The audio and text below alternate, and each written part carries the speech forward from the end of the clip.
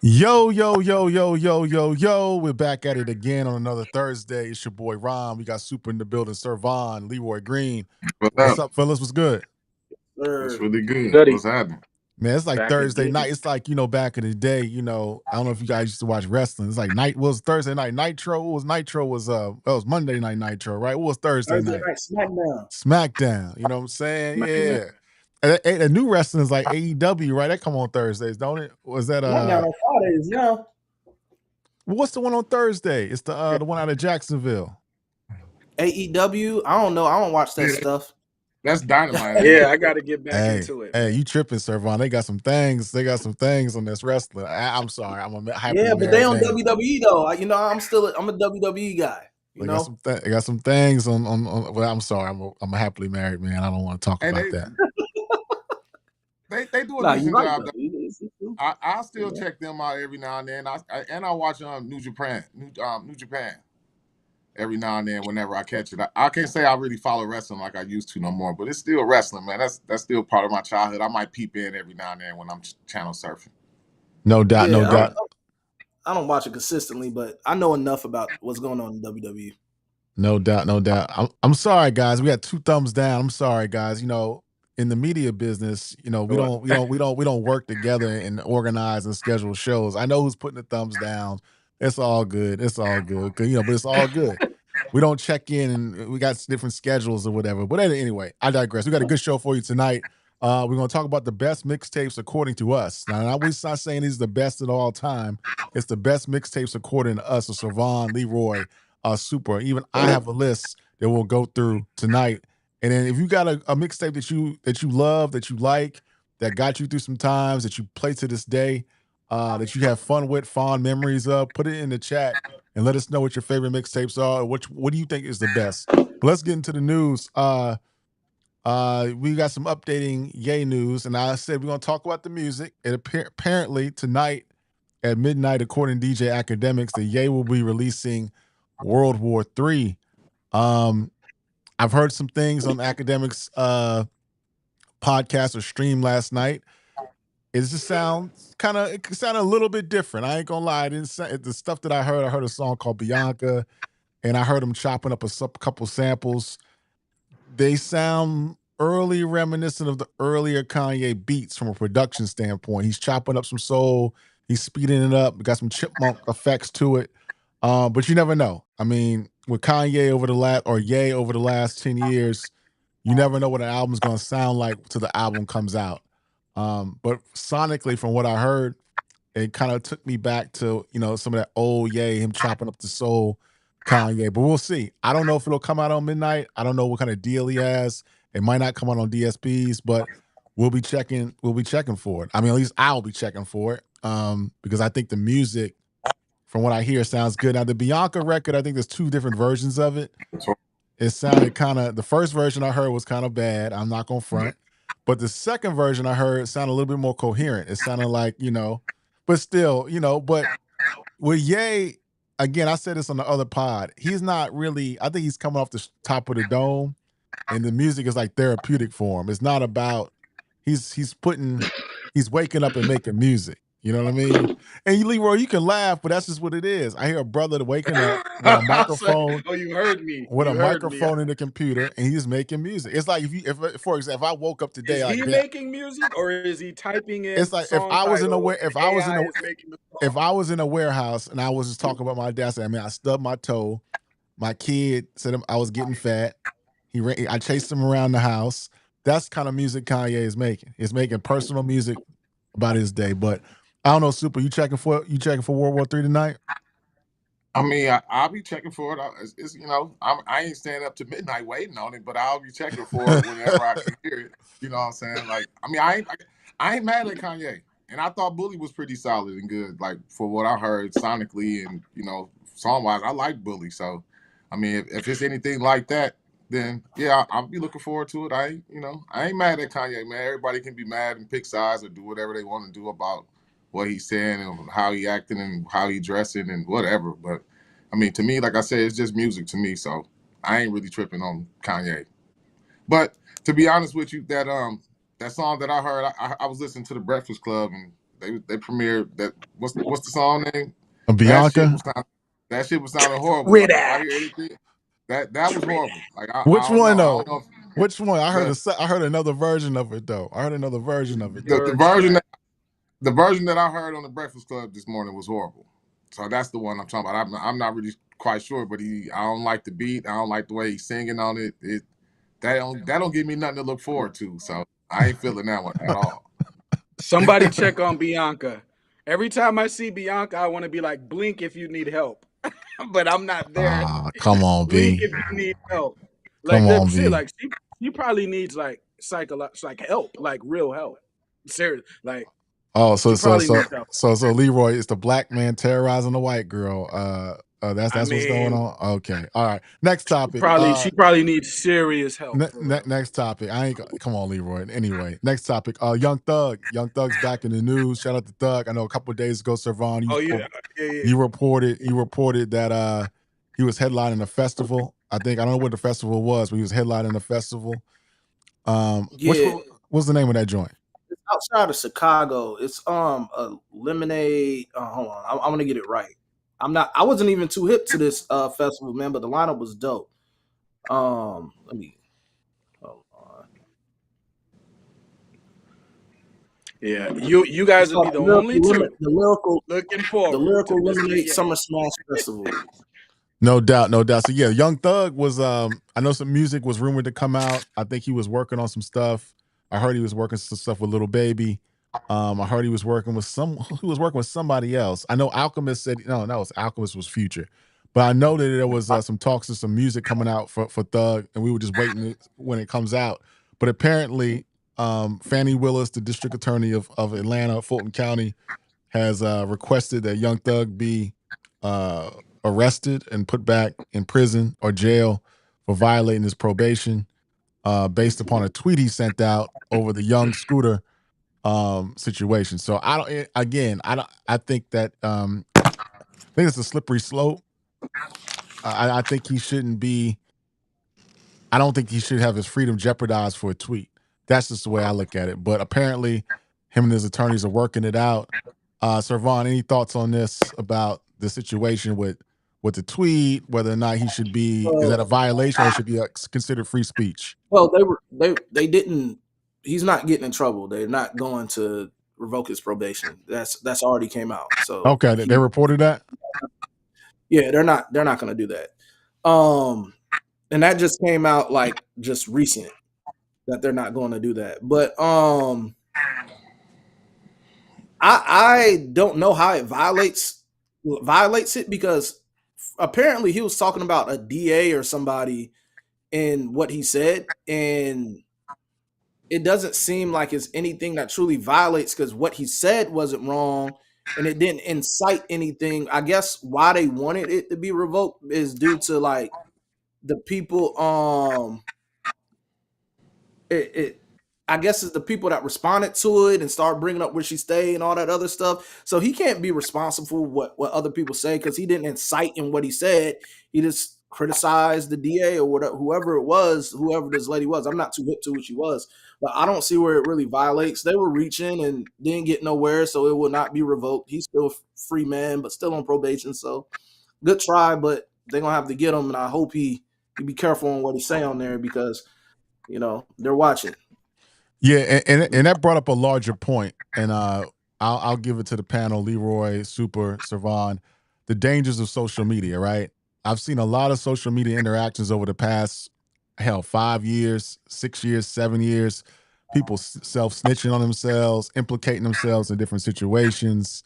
A lot of beef on social media. Social like a lot of viral thugging and IG thugging, and a lot of law enforcement officials are watching that. You know what I'm saying? They're using these tweets to build cases. Right? They're using these tweets and these IG posts to build cases. So I want to ask is the question: social media for hip hop and for in general, is it a dangerous space to play in when it comes to beef and expressing yourself, or should it be considered free speech and the law shouldn't use that to entangle or entrap the artist? Yep. Do we all know what a gangster is? A gangster is a gangster. That's it. Once you cross over, that's it. Ain't no going back. So it's like if it comes out of your mouth, I'm a gangster. Then whatever comes after that, you signed up. So I don't know. We want to play a game, and I have mercy for the youth because I've been young before, and I did the same dumb stuff. I am no better. I'm no better than nobody. But what I'm saying is, once you say that you a gangster or a thug or a shooter, what are we talking about? Yes, the police are watching. So now that's all I can really say. I don't know what the context of the tweet was or whatever it goes, but just moving forward in hip hop, once you commit to a lifestyle, which I've tried to say that maybe we shouldn't go that route, but I'm always argued down like, nah, we gotta keep it street. So we're going full street then. So we're committing to gangsterism. So once we commit, ain't no going back. So we have to just stand on that. So I think prison music should come out. What I mean by music that tells you how to serve life in prison. And so they can listen to that and be mentally prepared for that through the music. Because if that's what we committing to, right? Then we got to go all the way. Now it sounds crazy just saying it out loud, but listen to the music though. The music is backing up where I'm saying the direction we are going. And you can't play with that lifestyle. Either you gonna go all the way or you gonna stay out of there. I think we should stay out of there. I don't think it's no good there. But since we go in there, you got to be official. That's all I'm gonna say. I don't know the particulars about Young Thug's situation. There's been cases of other rappers going on for years. I feel bad for the situation, but you can't play with the system. Like the system just doesn't care. They just don't care. You know? I just think it's stupid. Like really, like why are you coming? You just beat up Rico. Just go sit your ass down and make music. Like for real, stay off the internet. All these people and all these rappers that's been getting into all this drama, getting killed over internet beef and chasing cloud and talking shit and stunting on each other on the internet. It's just getting so stupid. I mean, you would think that somebody that just beat a Rico would take their ass home, sit down, and be writing some of the best songs of their career right now. But instead, you out worrying about a murder and all of that. I mean, like I said, I get it. I mean, it hit close to home, and it's Atlanta, and I'm sure, but you supposed to be laying your ass low. You ain't supposed to be doing nothing to be jeopardizing your freedom right now. You supposed to be chilling out, laying low, staying out the way. That's gangster if you're gonna be gangster. So I mean, all this internet thugging and social media stunting and social media beefs within the rap game is just ridiculous and stupid anyway. And that's pretty much how Mo3 died. The shit was basically like internet beef in a way that spread into the streets. So it's just stupid, man. Like I said, either way, just sit your ass down, Young Thug. That's what my advice is. And to everybody else that's out here on the internet thugging and getting into internet beef, sit your ass down, man. They're gonna use everything they can use against you. So whenever they do, can't nobody have no pity on you. Like I don't got no sympathy for them right now, as far as freedom of speech or anything like that, because you in the way. You stay out the way. You just beat a Rico. Stay out the way. Don't do nothing dumb. Like stop doing dumb shit. You know what I mean? Like so he don't get no freedom of speech sympathy from me right now on that. I Yeah. feel you. What say you, Servan? For me, I think it's a little bit of both. Ron, I think it is a place for freedom of speech, but it's also a place that if you violate criminally, you'll still be held just like you saying something out in public. You know what I'm saying? It wouldn't be treated no different. So yeah, we have these open forums in which we can speak our mind, but just because you have freedom of speech, that doesn't mean you're free of consequence. So you can go out here and you could use social media for all the positive stuff, but once you go to a spot where they deem criminal, you can't say that, oh, somebody snitching on you because you're the one who put yourself out there for this type of stuff to happen. I see a lot of dumb shit on the internet from younger to older. You know what I'm saying? And at this point, I agree. I agree. Like, you got to stop doing dumb shit on the internet. We got to stop saying dumb shit on the internet. And I'm with Soup. If I'm Thug, I'm staying out of anything. And if I have opinions, I'm holding that for off the internet because you violate, you're looking at what, possible 20 years. Well, not even possible. I think it is a guaranteed 20 years.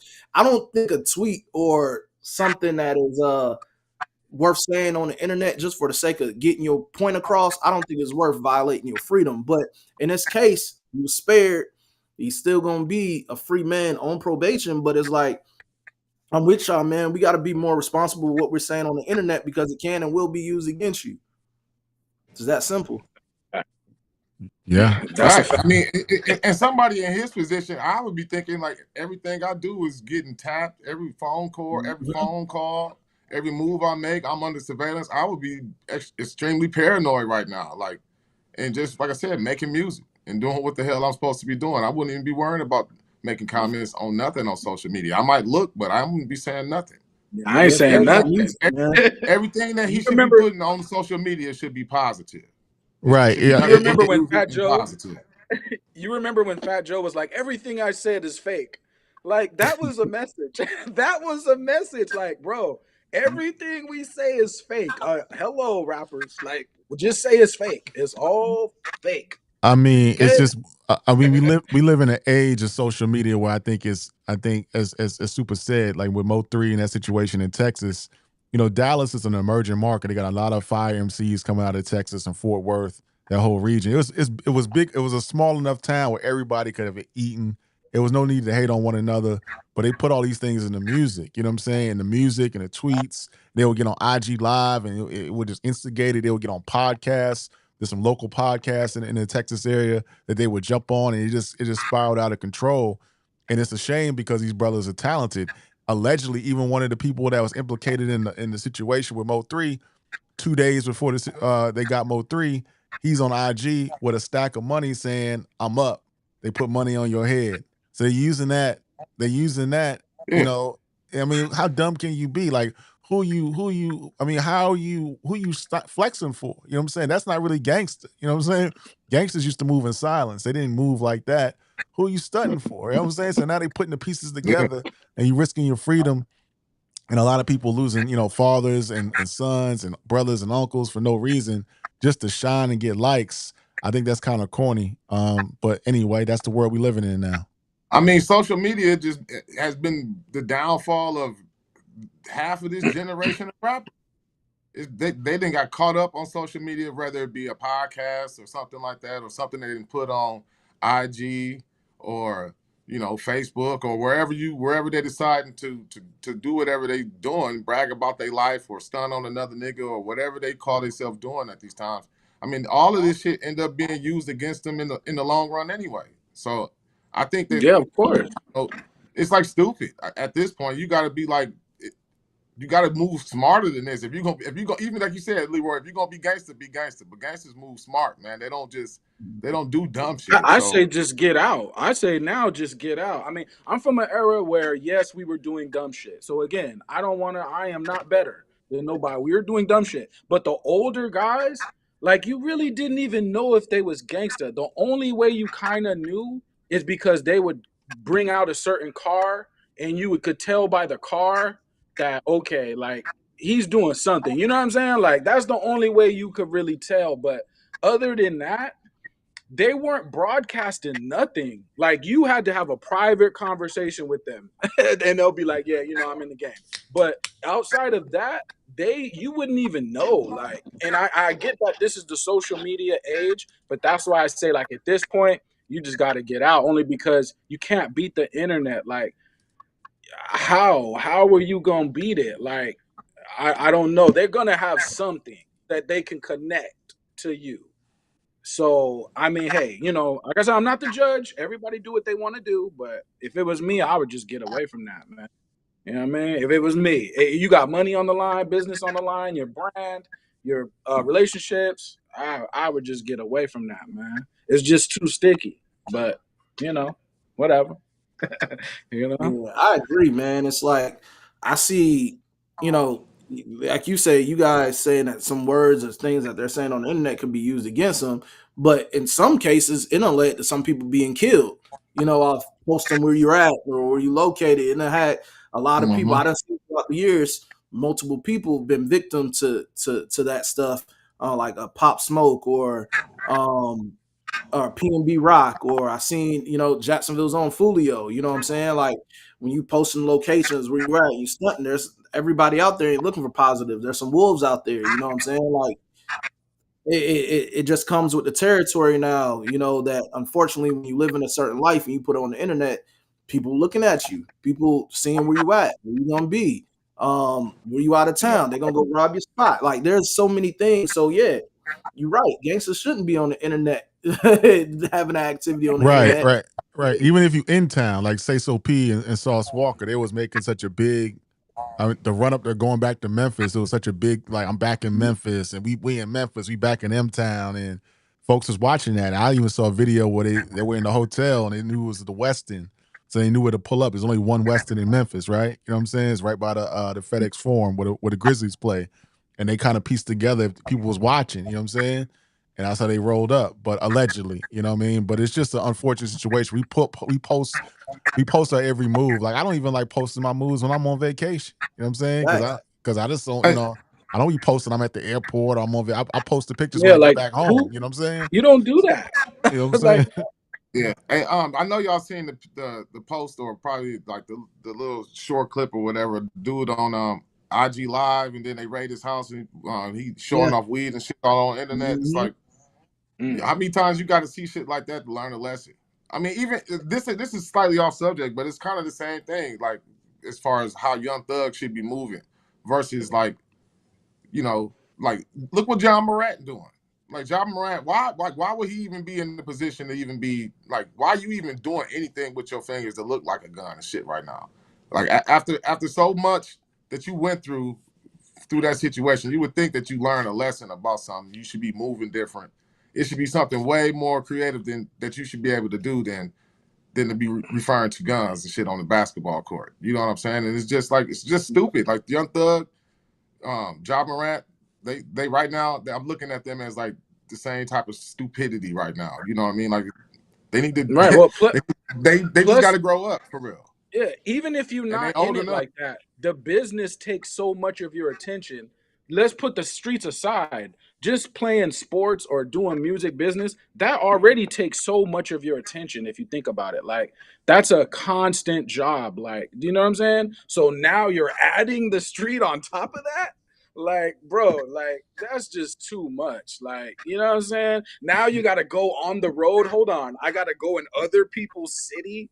Like oh, okay. Like, how am I going to navigate this? You know what I'm saying? Like, I'm going to be outnumbered 100-1. Yeah. So it's like, you got to stop. Like, I think people should just stop playing. I get it that, we're trying to show, okay, we are the authentic street guys. I understand. But just a matter of business, it don't add up. It's hard enough just to do the business if you're not street at all. Like, that's hard enough. You know what I'm saying? Come on. Yeah. And I mean, it's not only a place where it'll let the people catching cases or being killed or locked up. It's just a lot of stupidity. And I see it from all age groups, both genders. It's just a lot of stupidity on the internet. People doing dumb shit. People incriminating themselves. People making fools out of themselves. I never understood internet beef. Like, what the hell is internet beef? Like, y'all texting each other, dissing and all that. Like, what the fuck is internet beef? So it's like, it's just so much clown stuff that I see going on amongst all age group, all genders, and it's just like at some point in time, bro, we got to really start looking at what we're doing, saying like, hey, what you doing here, bro? The biggest clown moves that no jumper situation. A brother is currently locked up on a damn. Is he got a RICO case? He's a part of the RICO. Yep. He calling in, talking about the situation live incriminating the hell out of himself, incriminating himself. And then he got on what's even dumber, he got on podcasts. Like I went back and listened to some of the shows. He's actually on the podcast admitting to what they said he did. Like everything they got in the paperwork, he said he did on the podcast. It's the craziest thing I ever seen in my life. The niggas in the studio listening, they don't understand. Now you're a part of this recording. You there, they can eyeball and see y'all there. Y'all about to be a part of a federal case now. You know what I'm saying? Like you seen one of the dudes was like looking like, yeah, and he left the room. Like he wasn't with that. So it's like, I don't know, man. I see a lot of stupidity, a lot of ignorance, and it's a cool place. The internet is used for so much business, networking. Even if you just want to stunt and just pop your shit and you just want to, you know what I'm saying? I done seen so many people made millionaires off the internet. And then some people that get the fame without the wealth, but I also seen a lot of people go down because of the internet too, man. So it's just like, you know, you just got to watch how you're moving out here, because being a criminal in this day and age got to be one of the hardest things, because it's like cameras on like every block, there's smartphones that's tracking you. Like, that's not even a life that I even want to live, dog, because it's just it's harder to do in this day and age than ever. You know what I'm saying? Like Leroy was saying, just get out of it. Like, either Damn if near you're going impossible. to go with the consequences or whatever comes with that, or if not, get out of it, dog, because it's too hard to maintain being a criminal these days, bro. It's not worth It's it. almost impossible, bro. It's too hard. No doubt, I no mean, doubt. how you gonna be a criminal with all eyes on you anyway? Like, all eyes on you, you recognizable. All eyes on you, man. Like, I mean, at all times. That's really how I think they should be thinking. It's like, wherever you go, somebody gonna recognize you. You like, most likely. So you just gotta move better, man. They like, just move better. No doubt, no doubt, no doubt. Well, anyway, hit like and subscribe. We ain't gonna be saying nothing crazy on here, but please hit like and subscribe, comment. We're gonna get to the music right now. The show tonight is Mixtapes, the best mixtape according to us. Not the best, but you know, our favorites. So Leroy, I know you got a slide in a minute. So what's some of your favorite mixtapes, brother? Let's do it. Let's do it. I got a little bit of time, and maybe they'll be late. I don't know, but you know, I got a lot. Just to run them down real quick. I'll start with number. How many did you guys pick? I picked like 10. I don't know. I You did know, 10. you did I 10. did Okay, 10. cool. So I'll start with and I didn't send the artwork, but Separate But Equal. That's a Little Brother mixtape. That's 10. With DJ Drama. So Separate But Equal. I'm a huge DJ Drama fan, by the way. Those mixtapes crazy. Live Long ASAP. So that's 9. You know what I mean? That's the ASAP fire. And he has style too. I think the aesthetics, the new rappers, like, show some style. Like, you know, get fresh if that's what your thing is, you know? Okay. So 8, Saigon, Warning Shots. If we're gonna go down the gangster road, I think that the Saigon road, where he was going mentally as a gangster, I think that road should be gone down. If that's the road we're going. 7, Elmatic. That's a Elzai. He did the Elmatic redone again. Then Diligence from Busta Rhymes. He rapped over the Dilla beats. That's 6. 5, Cornerstone Classic. Corner Store Classic. That's Sky Zoo. 4, So Far Gone. You know, come on, R&B and rap, the same project. That was kind of crazy back then. 3, in the prequel to In My Mind. So that's a Pharrell mixtape. I just think Pharrell could really rap, man. I know that sounds crazy, but if you listen to the rhymes on that tape, it's like, how he come up with that? So he's just rapping. 2, Black History by Sahai. Now that's the pen behind My Beautiful Dark Twisted Fantasy. If y'all don't believe me, listen to Black History, Sahai. Just listen to that whole project. Number 1, I'm gonna go with my guy, Mickey Facts, Mouse. Just listen to it, because later this year I'm going to talk about imagery rhymes. I think some projects should be made into movies, because when you listen to the project, it's so detailed that it could be a movie. And when we talk about the crack era, that Mickey Mouse mixtape, that's what the crack era was like. That's a very accurate portrayal of the crack era. So, but it's so vivid. And I heard part 2. Part 2 is so vivid that if you close your eyes, it's going to run like a movie through your brain. And I've never heard a project that detailed ever. So some of these projects should be made movies, and I think that's where hip hop should go. Like, just turn these projects in for film. So that's my list right there. I hope everybody caught that. You know what I mean? Little Brother, ASAP Rocky, Saigon, Elzai, Busta Rhymes, Sky Zoo, Drake, Pharrell, Sci-Hi, and Mickey Facts. You know what I mean? All right. That's a good list. That's a good list. What you think about that list, Super and Savon? Hey, it's legit, man. I mean, yeah, it's legit. It's legit. It's a lot. It's a lot different than mine. I'm sure. I'm sure me and Savon got very much different lists. Yeah. I'll put it in the comments later so people could go back to it, because some of the stuff on there is crazy. That Sahai joint was nice though, and I like Royal Flush from Sahai too. That was fire. I remember that. No Dope on Sundays is dope. No Dope on Sundays was dope. Yeah.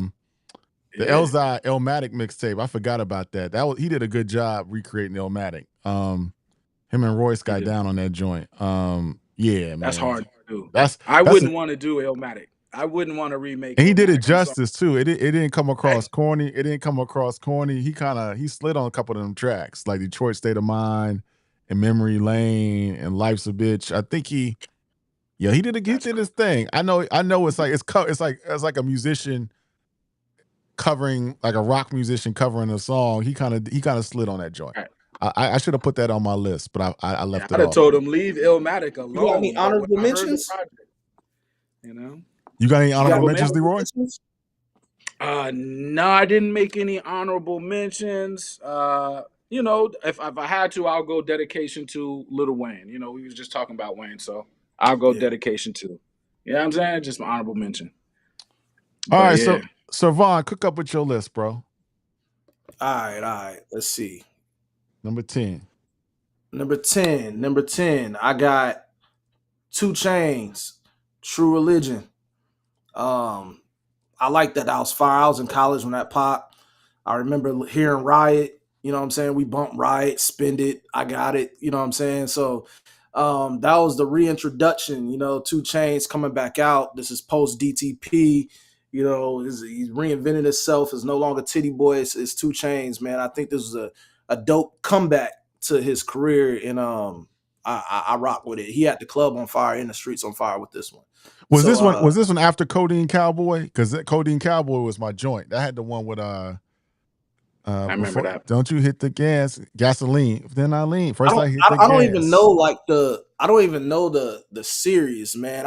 I remember this one specifically though, because like this was the one we were playing. This was the one that like was in the streets. This is the one that I was hearing in the club, and 2 Chains is really like he was on fire at the time. So I really don't know the series of them though, because I didn't go back and listen to a lot of 2 Chains mixtapes, but this one in particular, besides the albums, it was something that definitely was in rotation for me. No doubt. Number 9. Number 9, ASAP Rocky, man. Live long ASAP. So what made me come to this mixtape is when I first heard Pesos and I seen the video and I was like, dog, who is this guy? And I looked up the song and this is like blog era, and I looked up the mixtape and I automatically said, hey man, I gotta go check this out. So that's what hit me to this project, man. This one at Pesos, at Purple Swag, Keep It G. Like this was that one for me. This is like my introduction to ASAP. And I loved like how it had some Southern influence to it, that Houston influence. It was something different because it still had New York swag to it, but it had that great mixture of like the Southern influence and stuff like that. It was like a new new refreshing way of viewing New York at that time. So I dig it. It also gave another look to Harlem too, because Harlem was always associated with being flashy or whatnot, but he had it, but it was just kind of grimy still, and the ASAP mob and their movement, it was just so grimy, but still there was fly niggas. So it's like, yeah, I really like this project and the movement behind it as well. Did you like the mixtape better than the Long Live ASAP album? I actually liked that album, man. It had One Train. It had Fashion Killer. Fashion Killer was Yeah. crazy. Yeah, so I don't know, man. That's a good question because I really do like this mixtape. I got to go back and listen to them and compare them now because it's like they hit me with this, and then the album, I was like, man, the album was dope too. So it's like, good question. It might be bro. a tie. I'm gonna go back and revisit them like that, like to compare the two, because I never try to put them up against each other like that. It was like a great pre-introduction to the album to me, It might be a tie. I give ASAP Rocky this. He chose the Houston route, the screwed route. He had his own style aesthetically. His delivery was his own thing. He rhymes in a certain tone. So everything he did was his thing.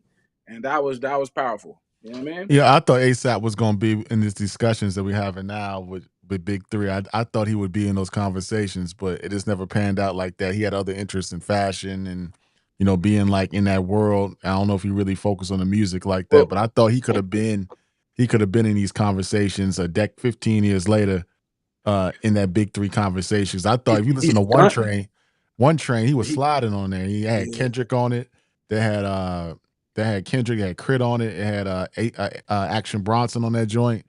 Joey Badass was on that joint, and Rocky kind of slid on that joint. You know what I mean? So He never told his story. See, the other rappers told their real story before the fame. He's just stunting, and nothing wrong with stunting. We come from the Cash Money era, but when you got to tell your story too, like his real come up story, that is a good story. he told you, man. It. He told you anything is better than that One Train, B. He told you, man. Yeah. He told you. And like I said, PMW was my joint on there with Schoolboy Q. Like that was my joint. I like, yeah. So I like the album too. So, but I don't know. The mixtape might have a little bit of edge. It was a little bit more grimier, but I like both of them. I like the project. I like both projects, the album and the mixtape. Let's go. Number 8. Number 8, J. Cole, The Warm Up. So this is like when I got introduced to Cole, Grown Simba, Lights Please, I Get Up. You know, this was like the project that made me a J. Cole fan, that made me look forward to what's to come from him. And I think this is, if I'm not mistaken, I think Lights Please is what got him signed. So this is like, you know, really that project where he stepped up. And I think, because I don't know, was it Come Up first and then the Warm Up? I don't know, but this one, I think this one was the second one, but yeah, this was a dope one for me, man. This is when I really was on the Cole and what he had to offer, and yeah, I definitely checked for this one. This was really me in college walking to class up that hill. You know what I'm saying? And it's in my headphones. So this is one that really sat with me because this is what I personally was listening to at the time. No doubt. Number 7. Number 7, Wale, More About Nothing. This was like a project where he jazzed it, he fused it up, man. It had that heavy go-go influence, the lyrical ability was there. He showed his versatility. Like, I really like this project. I know he had Mixtape About Nothing, you know, and things like that, but this More About Nothing was really that one for me. I like the Seinfeld, you know, the Seinfeld like vibes and everything that's part of this. And you've seen that later on in his albums with the album About Nothing and stuff like that. And as you can see from the album cover, like the mixtape cover, the art of it, whatever. But this was a dope Wale, man. I really like this project. And there's another mixtape from Wale I have in my honorable mention, but this was the one that did it for me. And this was one I was personally listening to as well in college. Number 6. Number 6, man. I know he had a series of them, but this one right here is the one that I really checked in on, and it was Meek Mill Dream Chasers. Like, this one still gave you the intro to what you was going to see later on with Meek Mill in his career, but it also showed you like how dope and impactful of an artist he was going to be straight out the gate. This had I'm a Boss on there, Tony's Story. It had House Party. It had Derrick Rose. Like, this was that one. And I know he had like 3 Dream Chasers projects, but this was the one I still feel to this day was the best one out of the 3. And this is his best album, probably still. Yeah, this one is like. And here's another thing I want to say about Meek. I know like there's like Meek is like a joke to people on the internet right now and everything, but Meek hasn't gave us a bad album. And I want to say that right here. Meek technically hasn't given us a bad album because like Championships was a decent album as well. Like, he doesn't really make bad albums, but the mixtape Dream Chasers, the first one out of the series, this one was the one. Like, this was fire. I wasn't feeling that Ross and Meek Mill album. That's a bad album. I agree. That's a bad album. But his solo albums, he really doesn't make bad albums to me. Got number 5, brother. Number 5, Fabulous, Soul Tape 3. Now, the Soul Tape series period is fire, but this one is like, man, it made us look forward to what a Nets album was, and I think he kind of under-delivered on the Nets on the actual album following this. But the mixtape these mixtapes sounded like albums, and this one had like a lot of originals on it. You know, you had Cuffing Season, you had and then he had other joints on there. I think he had like the Get Back Them Slick was on there, Situationships was on there, the interludes was dope. I think he kind of it wasn't really a diss or a shot to Kendrick, but like on the Get Back, it was kind of like a couple lines on there where he's kind of like alluding to Kendrick, like on his Control verse, but it wasn't, he said it wasn't really like a diss, but it was kind of like a response. But I like this Soul Tape 3, man. This is Fabulous actually has a lot of mixtapes that we can go back and listen to, because I was just about to say that too. Yeah, because the funeral, his mixtapes is crazy. For me, I would say that I mean, for me personally, I got the There Is No Competition series over the Soul Tape series. So exactly. I mean, I feel that's you, like, though. I can see how you say that, because it's an actual structured mixtape. The Soul Tape sounded like albums, so I can see how you could say that. There's no competition. And they was a little bit harder too. They was a little bit harder, and like they had more of that street, that street to it, street grindiness to it. Yeah. No Tapes was like the wintertime. That was like the wintertime project. So the music was like colder. But those mixtapes though, Fabulous is really intelligent. And that's an understated thing. He's really smart. If you listen to his rhymes, you'll be like, bro is a smart motherfucker. Like, and then on his album, he gets back into like mainstream stuff. The cadences change. But on his mixtapes, he says some really like intelligent stuff. But yeah, people keep forgetting, man. Hey, Fab was supposed to be like the next Jay-Z. I mean, he even started dressing like Jay and wearing suits and all of that. Like, he was supposed to be the next Jay-Z, really. Yeah, man. Unfortunately, like with Fab, he's one of those guys that his mixtapes is kind of like it sees the albums. You know what I'm saying? Like, I mean, because Real Talk wasn't bad. The first album wasn't bad either. And Loso's Way is dope, but it's like it's just those mixtapes just hit harder than the albums for me. The albums were more so geared with those R&B singles and whatnot, and I feel like his mixtapes is where you really get like the real Fab, the street Fab, the authentic Fab. He does a good way of making those mainstream records for his albums, but if you want to know the true essence as an MC, you want to check from on his mixtapes. And he has plenty other mixtapes besides this that are pretty good, because even Summertime Shootout was good. The competition series was good.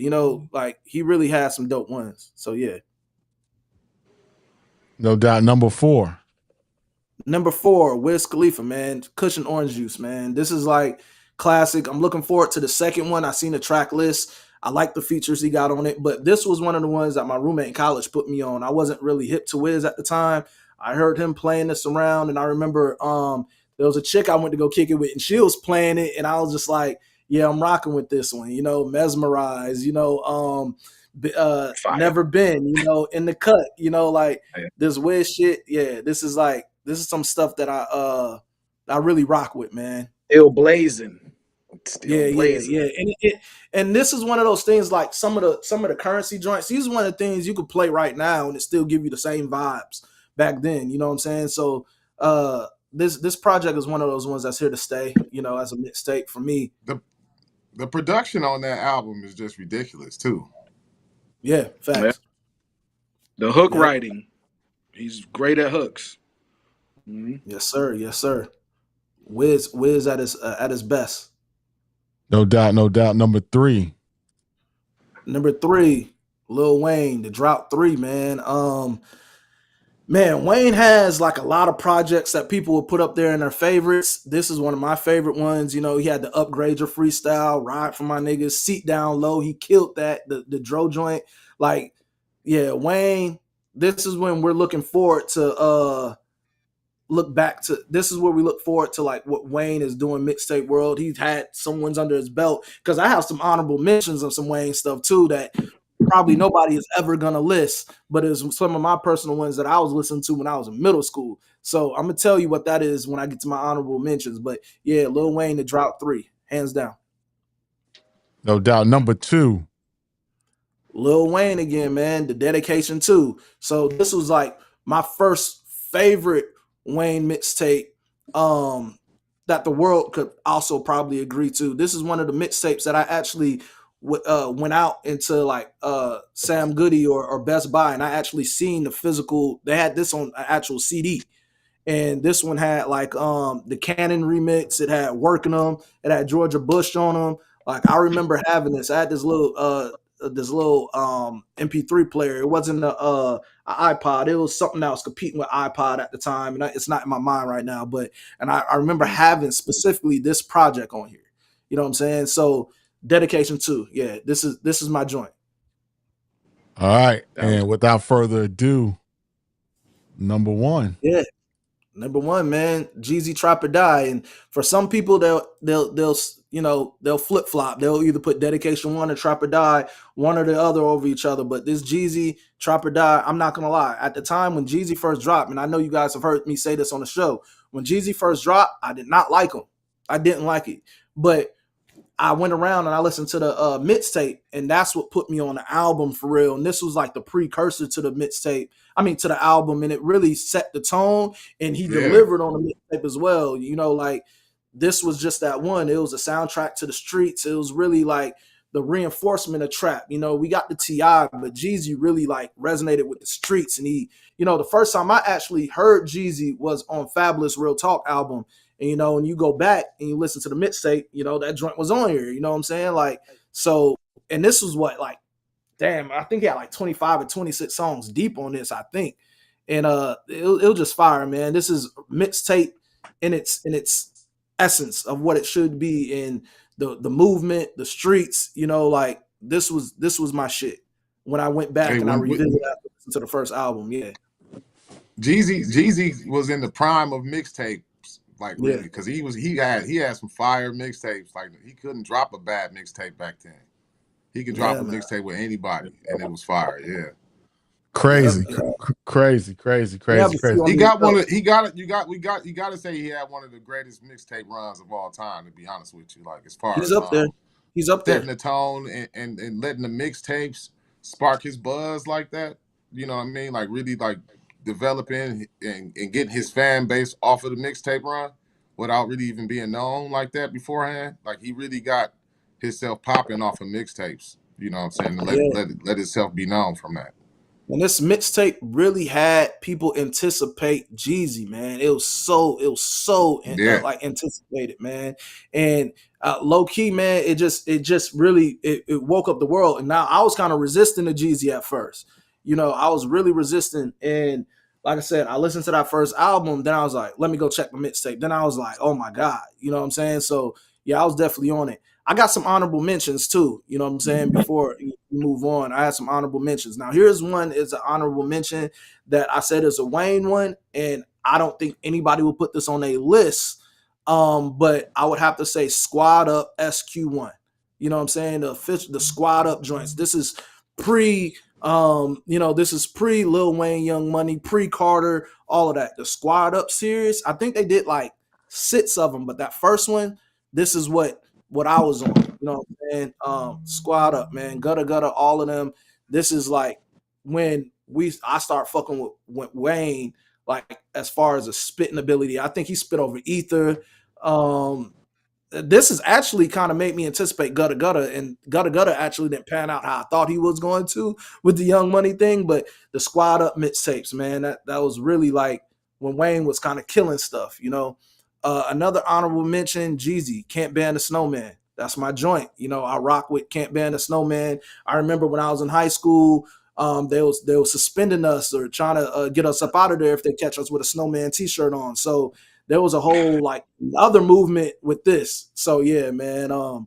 Can't Ban the Snowman. That's one of those underrated ones in his series that I think was dope. Another one that I have is Friday Night Lights by Cole. I know I spoke about that on another show. This is another one I don't know if people have on their list, but Wale had a mixtape, the 11-1-11 Theory, and that was fire. So I like that mixtape a lot. Remember that. Yeah, Bootsy. Me being from Jacksonville, we love Bootsy, man. So Bootsy, Badass Volume 1, that's that joint. The album actually was dope. The Badass album is where you get Set It Off and all that on there. But Bootsy, the Badass Volume 1 mixtape, Plies and DJ Drama, they had one, Bottom to Top. That was fire too. You know, Bomb Money, all of that was on there. And 100% Real Nigga, that's another one coming from Jacksonville. We love Plies. We love Bootsy. Those guys, they mixtapes was crazy. I named Currency Pilot Talk on the last show. I had T.I. Fuck a Mixtape. That was dope. You know, I know there's plenty of other ones that I probably haven't mentioned because there's so many and I don't want to hold up some time, but these were some honorable mentions I wanted to throw out there for me as well. So yeah, y'all can get it rocking. Yeah, No doubt, no doubt. solid list. I Super, like that super, list. super. We're gonna save you for last because this was your idea, and I want you to close this out. And I'm gonna go ahead and go. I'm gonna go ahead and just preface the audience and say this: my list is very, very weird, so don't judge me. It's very all over the place. It's very crazy. You might not think some of the ones that I picked would be, associated with a peaceful guy like me, but my list is weird. So, a matter of fact, let me just share my list real quick. Hold on. I got a crazy. Right. I got a crazy list. I got to get my graphics right. Hold on. Okay. Scary, man. All right. So let me get my you got graphics over right. there? So number 10. All right, bear with me, guys. I got the Yellow Tape, Uncle Murder and Mano, and let me explain why I picked this one. They got a record on here called World Star, and we talked about social media before early on the show. The song World Star talks about people in the street doing World things, Star. doing activities, putting on their phone and getting in trouble. And I kind of like Murder in Mano's perspective because they some older cats, talking about, he has a line on the record say, you shoot on your iPhone, somebody just came home, don't know nothing about that. You know what I'm saying? It's relatable. It's like kind of like Jim Jones. They're like a bridge between the old heads and the youth, and they're like kind of old OG storytellers on the block. So you got King Kong Godzilla, you got World Star, you got Money Every Day. You got some joints on there. So number 10, again, this is my favorite mixtape. So I looked at my Spotify, my Apple Music. These are the mixtapes I play the most. I'm not saying these the best, but these are Ron's favorite mixtapes. So that's number 10. All right, number 9. It's going to get crazy. Hold on, it's going to get crazy. Number 9. I'm gonna keep it with Uncle Murder. Don't come outside. What is going on right now? No, I'm serious. I'm very serious, man. If you haven't heard this mixtape, Don't Come Outside Volume 1. You got Dolph on this joint. You got Dave East on this joint. You got Jadakiss on this song, No More. My favorite song, if you haven't heard this song, Different Time with Q Bands. You know what I'm saying?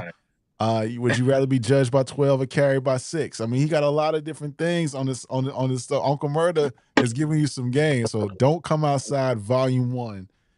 Check it out. That's number 9. My favorite mixtapes. I'm not saying it's the best.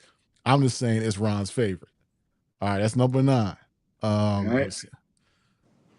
Number 9. Number 8, 50 Cent. Guess who's back?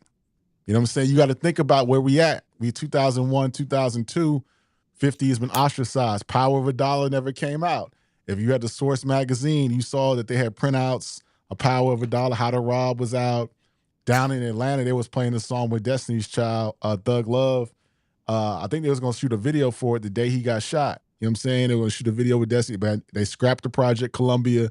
And now you got Ghetto Quran, Your Life's on the Line. You got 50 with his back against the wall. You got 50 with his back against the wall, and he had to go to Canada to record this joint. You know what I'm saying? So he's like it's before the aftermath for the deal and everything. Go ahead. It may be a mixtape because I could be wrong, but I think it might be an album. I mean, I seen it in the album section, but you're right though. This album, I'm in the Bay Area. That album set that Bay Area on fire. Like everybody had to have Guess Who's Back. Yeah, that's the first time I ever, really listened to a 50 project, but it was crazy. You might be right technically, Leroy, because I think I've seen something like that too. Yeah. No doubt, no doubt. Number 7, moving right along. G Unit, The Return of the Body Snatchers. Now this one got Body Snatchers is crazy. This one got Part-Time Lover, the Diss the Little Wayne. Y'all remember Part-Time Lover? It was dissing Wayne. They got The Mechanic. It's got some joints on it, man. Again, it's some G Unit at the time. 50 is, you got to put him on top with him, not on top, but you got to put him up there with the mixtapes that had the streets. If you was around that time, around 2002, 2003, 2004, 50 had the game on lock. So Return of the Body Snatchers, Rider Part 2 is on that joint. I think they put that on the official G Unit album. But Rider 2, The Mechanic, Part-Time Lover, some joints like that. So again, these are not the best. These are Ron's favorite. I'm just put that Body disclaimer. Snatchers is crazy though. That's a crazy mixtape. Number 6, you got Lil Wayne sliding on he slid on a couple of joints. Well, he slid on Hustlin'. He slid on Hustlin'. What You Know. He slid on that beat. He slid on the Cannon joint. Dedication 2, man. You know what I'm saying? Dedication 2. That's like where Wayne is at his is he at his peak at this point? Is he at his peak on Dedication 2? I think he might be. He might be. Yeah, he's rising. I don't remember what album in between that was, man. He dropped so many. I know the drop 3, he was already out. He was out there.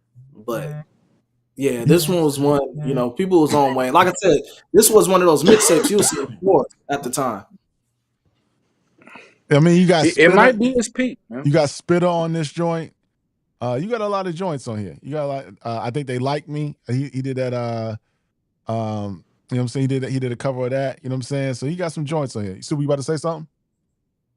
No, this is back when Wayne was taking, like you said, taking over your song. You like by the time Wayne got done rapping over it, they either came out with a remix and threw him on the song, or you know what I mean, like they damn near lost ownership of the song because people was playing the Wayne version of it. So I feel y'all on the Lil Wayne takes.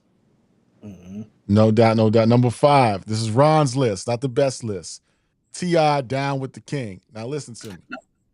I fuck with you while you say this. Yeah. Listen to me. If you wasn't in the South around this time, this is like a celebration mixtape. T.I.'s coming home. He fresh out of jail. We thought we was gonna lose Tip for about 10 years. You know what I'm saying? So him coming out and beating his case, or him getting his case situated. He's going at Flip. Got 99 Problems. You got Jacking for Beats on this joint. I mean, this is a celebration. The people in Atlanta in the South are celebrating. He's staking his claim as the king of the South. He got a lot of skits with Scarface on it. It's a return of the king. Down with the King mixtape. One of the best mixtapes to me in the South, and one of the best mixtapes in history. So Vaughn, you was rocking with this back in the day? Yeah, I was rocking with this one. I don't think this is my favorite one by him, no, because he did have Fuck a Mixtape, and the features and just like the interludes on there was crazy. And then was Fuck the City Up? Was that considered a mixtape or whatever? I think it might have been. It might have been. Yeah, because I think that was the first time I heard Ain't I, the Young Lady joint on there. I think they had it on there. But yeah, man, T.I.'s kind of slept on with his mixtape catalog as well, man. I agree with you, Ron, man. But this is like but I rock with this one. But this is like a movement. You had to be around when this mixtape dropped. I mean, if you were in Atlanta when this mixtape dropped, you heard it. It was blaring in the clubs. It was at the strip clubs. It was in the cars, at the barbecues. Down with the King. All right, number 4 on my list. I got Can't Ban the Snowman. You know what I'm saying? I agree. I mean, damn, 2 shows a day, even in the UK. You know what I'm saying? Jeezy snapped on You Don't Know, Still Don't Know Jeezy verse. I listen to that, and don't Leroy, don't take my card from me.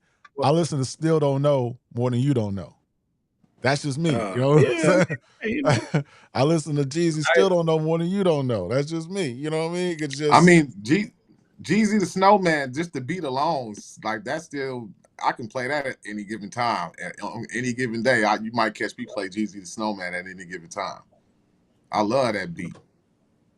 Man. This Jeezy actually has some joint. He has a few of them. I know we always talk about Trap or Die, and I know this one is brought up sometimes with some people is either on their list or honorable mentions. But Jeezy actually has a few others or a couple others that could be in that mixtape category too. Like and I mean the conversations. So yeah, like I was telling you offline, I picked this one up, put this one on my list too. But the only reason why I did is just because it's got more like original songs on it. You know what I'm saying? It's like So like only songs that you're gonna find pretty much on that mixtape. So that's kind of why I went with that. You know what I'm saying? It wasn't as mixed up. How some mixtapes they can have a song that's on the actual album on there, and you know what I mean? Like this one ain't got it like that. So I kind of liked it. They was rapping over other beats, and it's more of a real traditional mixtape to me. So that's why I put it on my list too. No doubt. Number 3. Hey, gonna tell you what. I'm gonna go out and come back if I can, but I may not. But y'all keep cooking though. No Yes, doubt, no sir. doubt, no doubt, bro. Yes, sir. All right now. Number 3 on my list is Kanye West Freshman Adjustment, right? And let me explain why. This is before the College Dropout, and these are songs that you hear like the remnants of what College Dropout was to be. You know what I'm saying? If this was a standalone project, it would still be kind of rated or regarded pretty high. You got Wow on this joint. You got All Falls Down on this joint. You got My Way, This Way or the Highway. You got that one. You got Home, not the one that was on Late Registration with Chris Martin, but you got the one with John Legend on it. You know what I'm saying? The verses are different and it's a soul sample and it's chopped up. I think this one, it might have had Throw Some D's on it too, but I think that was afterwards. I think that was the second mixtape. That was the one we had Throw Them D's. He kind of remixed that. And it's the same Kanye that you hear today. He's still talking that talk. He's still witty. Freshman Adjustment. Again, I like mixtapes that kind of show you what's to come. And this mixtape was like kind of a preview of College Dropout. So that's why I kind of made my list. And number 1 was Friday Night Lights. You know what I'm saying? Friday Night Lights is a good mixtape. Now, Cole, this came out in 2010, right? So Cole's in his stride at this moment, right? You know what I'm saying? Yeah. He's in his stride. He's talking that talk. You know what I'm saying? You got Too Deep for the intro. I like what's the one I like? I like SeaWorld, Home for the Holidays. Premeditated Murder was dope. Premeditated Murder. He rapped over Devil in a New Dress. That was Philmatic. Two Face was dope. There's another one I go to. Early Drake. I mean, Drake's on this mixtape. You know, one of the records for the ladies. I think Wale's on this record. You know what I'm saying? So, but this is Cole. This is Cole becoming the J. Cole that we know today. You hear him, he's more comfortable on his mixtape. You know what I'm saying? He's more sure of himself, and he's sliding on a lot of these tracks. So I think the Devil in a New Dress, Philmatic, was dope. You know what I'm saying? Too Deep for the intro was dope. I like Two Face, Premeditated Murder, Home for the Holidays. He got a lot of joints on this. In the Morning, even though it's for the ladies, it's dope. And I mean, Cole, it's kind of ironic that Kanye don't like Cole because he's kind of like an evolution from a rhyme perspective, you know what I'm saying, of Kanye. You know, he's more personable. He's talking that it's like you waking up in the morning, you seeing the world, and he writing and he rapping, and it's your reflection in the music. So those are my mixtapes. I know I had a wild list. I went from gangsters to the college kids, but you know, that's who I am. You know what I'm saying? You never know Hey, what a nigga might like. You know what I mean? You know what I'm saying? I like Uncle hey, Murder and I like J. Cole. And that's just who I am. You know what I mean? I didn't expect it's this to be it's your number 1 though. I didn't expect this to be your number 1. That was a wild card for me. I mean, I had it, you know, I show it love. It was my honorable mentions, but I didn't know you was gonna put this as your number 1. I was actually surprised to see this pop up. Yep, it that's a popped dope up. list. That's a That's a dope dope list. list. So close this out, Super. What you got on your list, brother? Let's start with number All 10. right, number 10 for me, man. I'm going back to the real mixtape era, man. The real mixtape era. I like this. 2005, Green Lantern, Back Like Cook Crack. This is really Joel Santana's best album right here. This is his best album. This is when everybody was thinking like, damn, Joel's about to take over the game. This is when everybody had anticipation for Joel's was on the Back Like Cook Crack. But this Back Like Cook Crack 2, More Crack, I think it go harder than all the rest of them. So some of my favorite songs from Joel's on here. And I like the way he crafted it. It's got classic skits on there. It's got nice Dipset tracks with it. But he chose to rap over a beat from every coast. So he got West Coast beats on here. He rapped over Straight Up Minutes from MC8 on here. Damn, it feels good to be a gangster from the Ghetto Boys. He got Slow It Down by Brand Nubian. He rapped over that beat. And these is all Joel Santana classics. You got that Get Down with the Dipset with him and Cam on there. You got Long Time Coming with Jaheim and Cam. I wish they would have got I don't know what happened to that song or why they never really released that song. But that was always one of my favorite ones. So shout out to Joel Santana, man. This is back when we really had faith in Joel's for real, for real. Nice. No doubt. Number 9. Number 9, I got to go with Jadakiss the Champions here. this is the classic. This is truly a classic mixtape. But the only reason why it's not higher on my list is because of it's like really more or less snippets. So like all the songs or half of the songs are like a minute or two. But some of the best ones I gotta go with is the Passionate Kiss over the Mobb Deep Hectic Beat. The Champ is here with the Ali Will Smith. The Champ is here with that on there. Games People Play over the Mary J. Blige I Love You beat, and Bars of Terror, definitely fired. So this is, like I said, this is a mixtape classic. Like you had this mixtape, he got more on here. So don't get me wrong. So I don't like it's more on here, but those are some of the ones I just wanted to highlight. But this is when Jada was barring up shit. You put him on anything, he was flaming that shit. So this is one of my favorite Jadakiss mixtapes of all time right here. It's gotta be, you gotta mention that in the hip hop classic mixtape era. Hey, this one gonna surprise y'all, man. I always forget about this album when I say I'll never listen to Drake on purpose, because I was listening to What a Time to Be Alive. I can't even front. It's a classic mixtape. You gotta say it is. They got major hits. It was so classic that they had to change this mixtape into an actual album. So, I mean, you got Digital Dash, you got Big Rings, Live from the Gutter, I'm the Plug, Jumpman. I mean, it's a classic mixtape, so we can't hate on it. It sold a lot of records, and they did their thing on the album. So shout out to Drake and Future on that one. I always forget about this album when I speak about Drake. You speak. Yeah, I thought you didn't listen. I know you never listened to Drake. Super. Damn. I always forget about that album. So like, I got one for you. I know you want to be in your list. I got one. Which is better, this one, the record, the one he put together with 21, or this new joint, this new album, Party Next Door? Which one is the best? This one better than both of them. I think this one is better than both of them. I mean, and this is the album that I would say that really kind of got me to like Future a little bit more too. So it's, you know, they just had some nice bops on that shit. It sounded good, and when you played it, it sounded good at the club. They had a lot of tracks you couldn't run away from hearing this mixtape.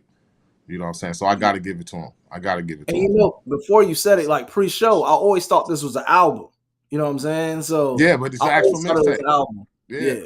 It's a mixtape. They reclassified it later, but it was originally a mixtape. Yeah, yeah. Hey, gotta give it up to Goo Hop, man. I'm not mad at it because none of us had Gucci on any of our lists. Gucci could have had a couple of them on here. He got a lot, but this one is one of the true straight up classics on here. You know what I'm saying? I mean, another one that I was thinking about putting on here, I'll just give it the honorable mention right now, is the EA Sports Sports Center one too. That one had some real classics on there too.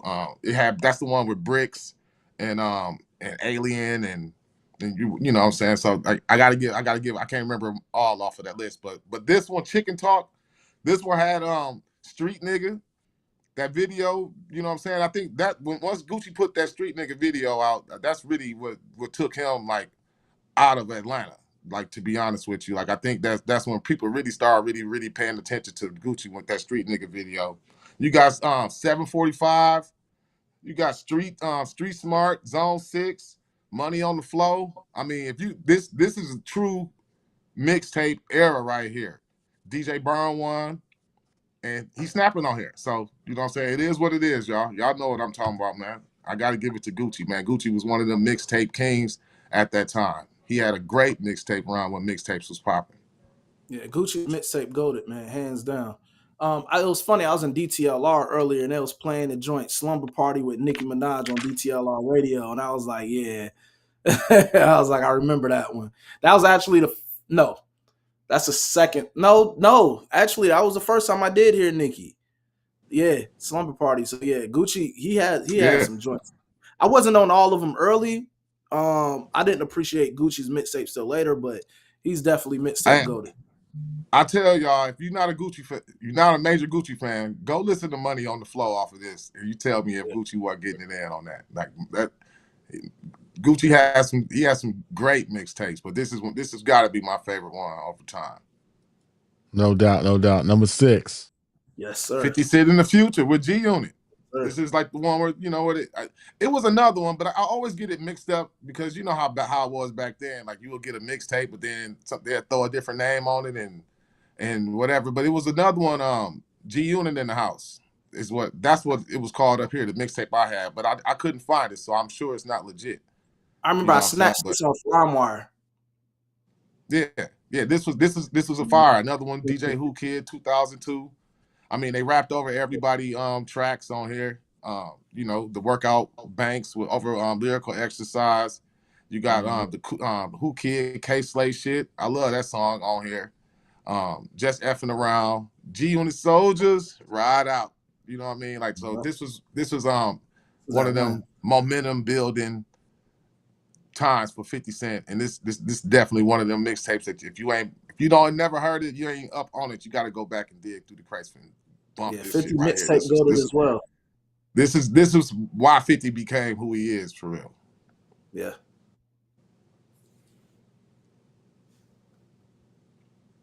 What we got next? I'm ready for you, Ron.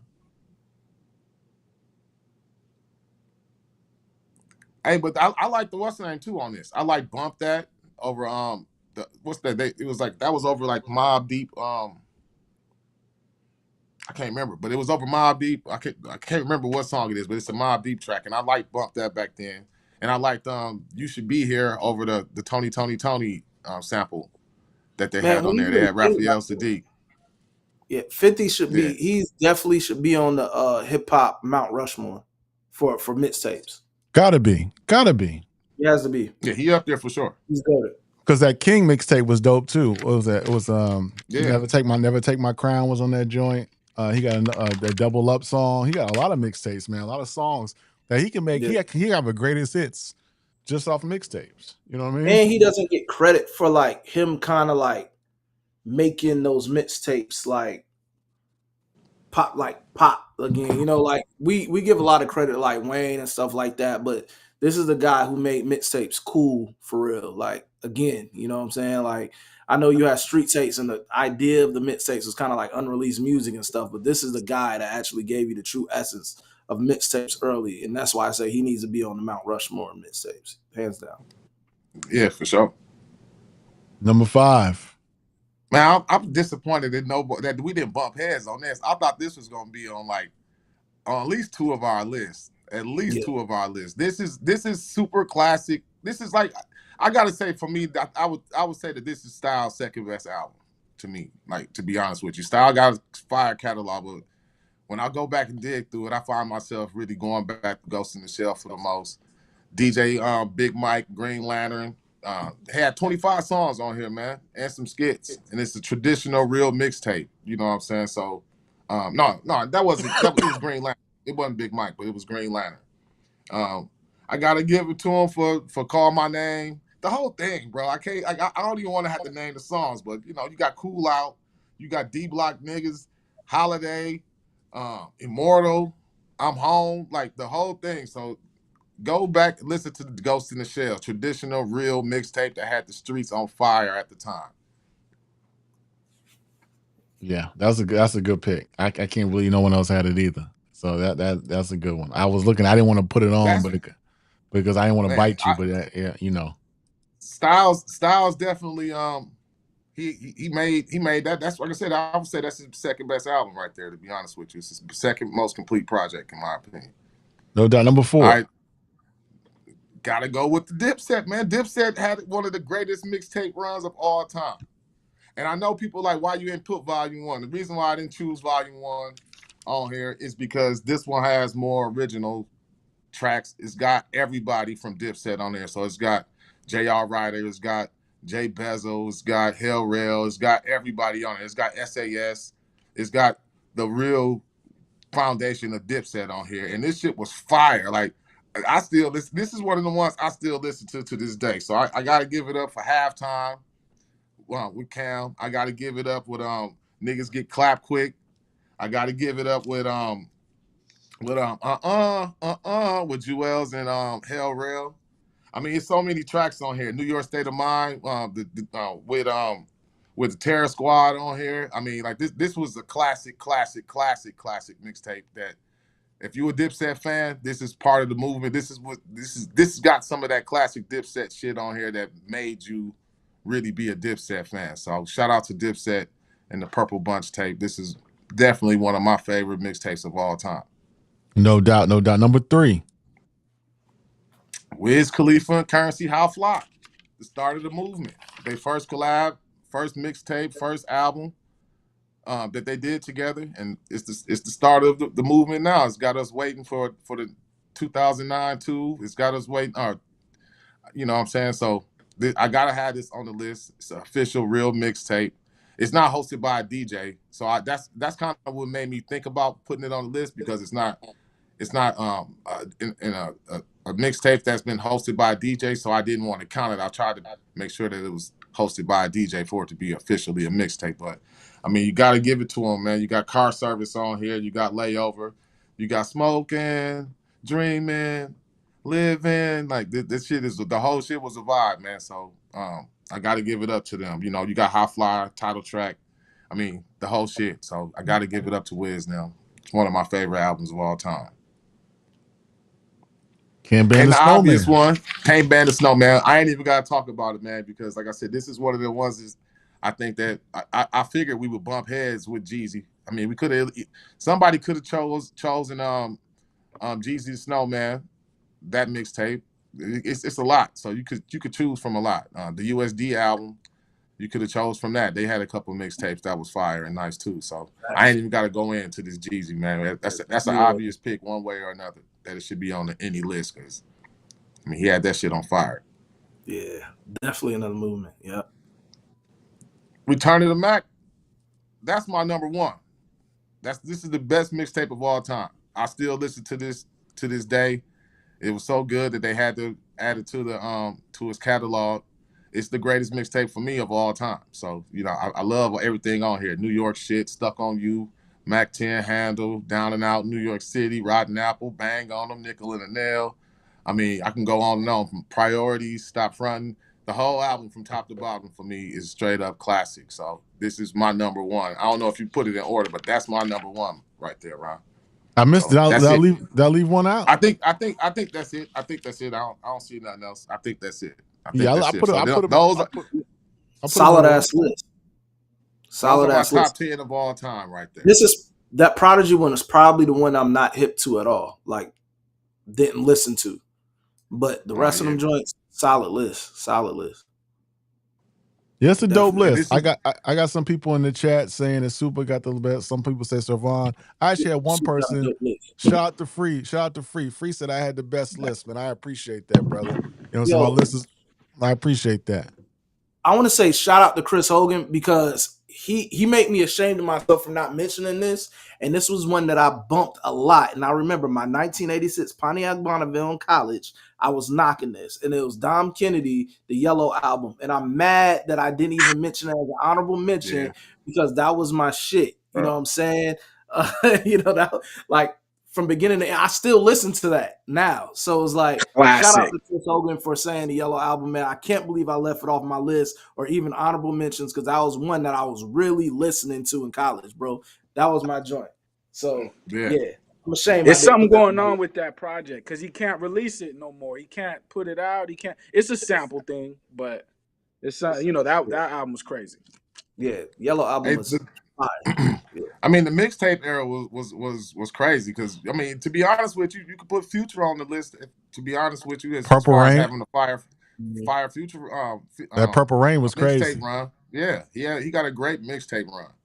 You know what I'm saying? So this was fun going back through this list, because I had forgot about that I hadn't played Gucci Chicken Talk in a long time. So when I played that, I was like, oh yeah, I remember we used to, man.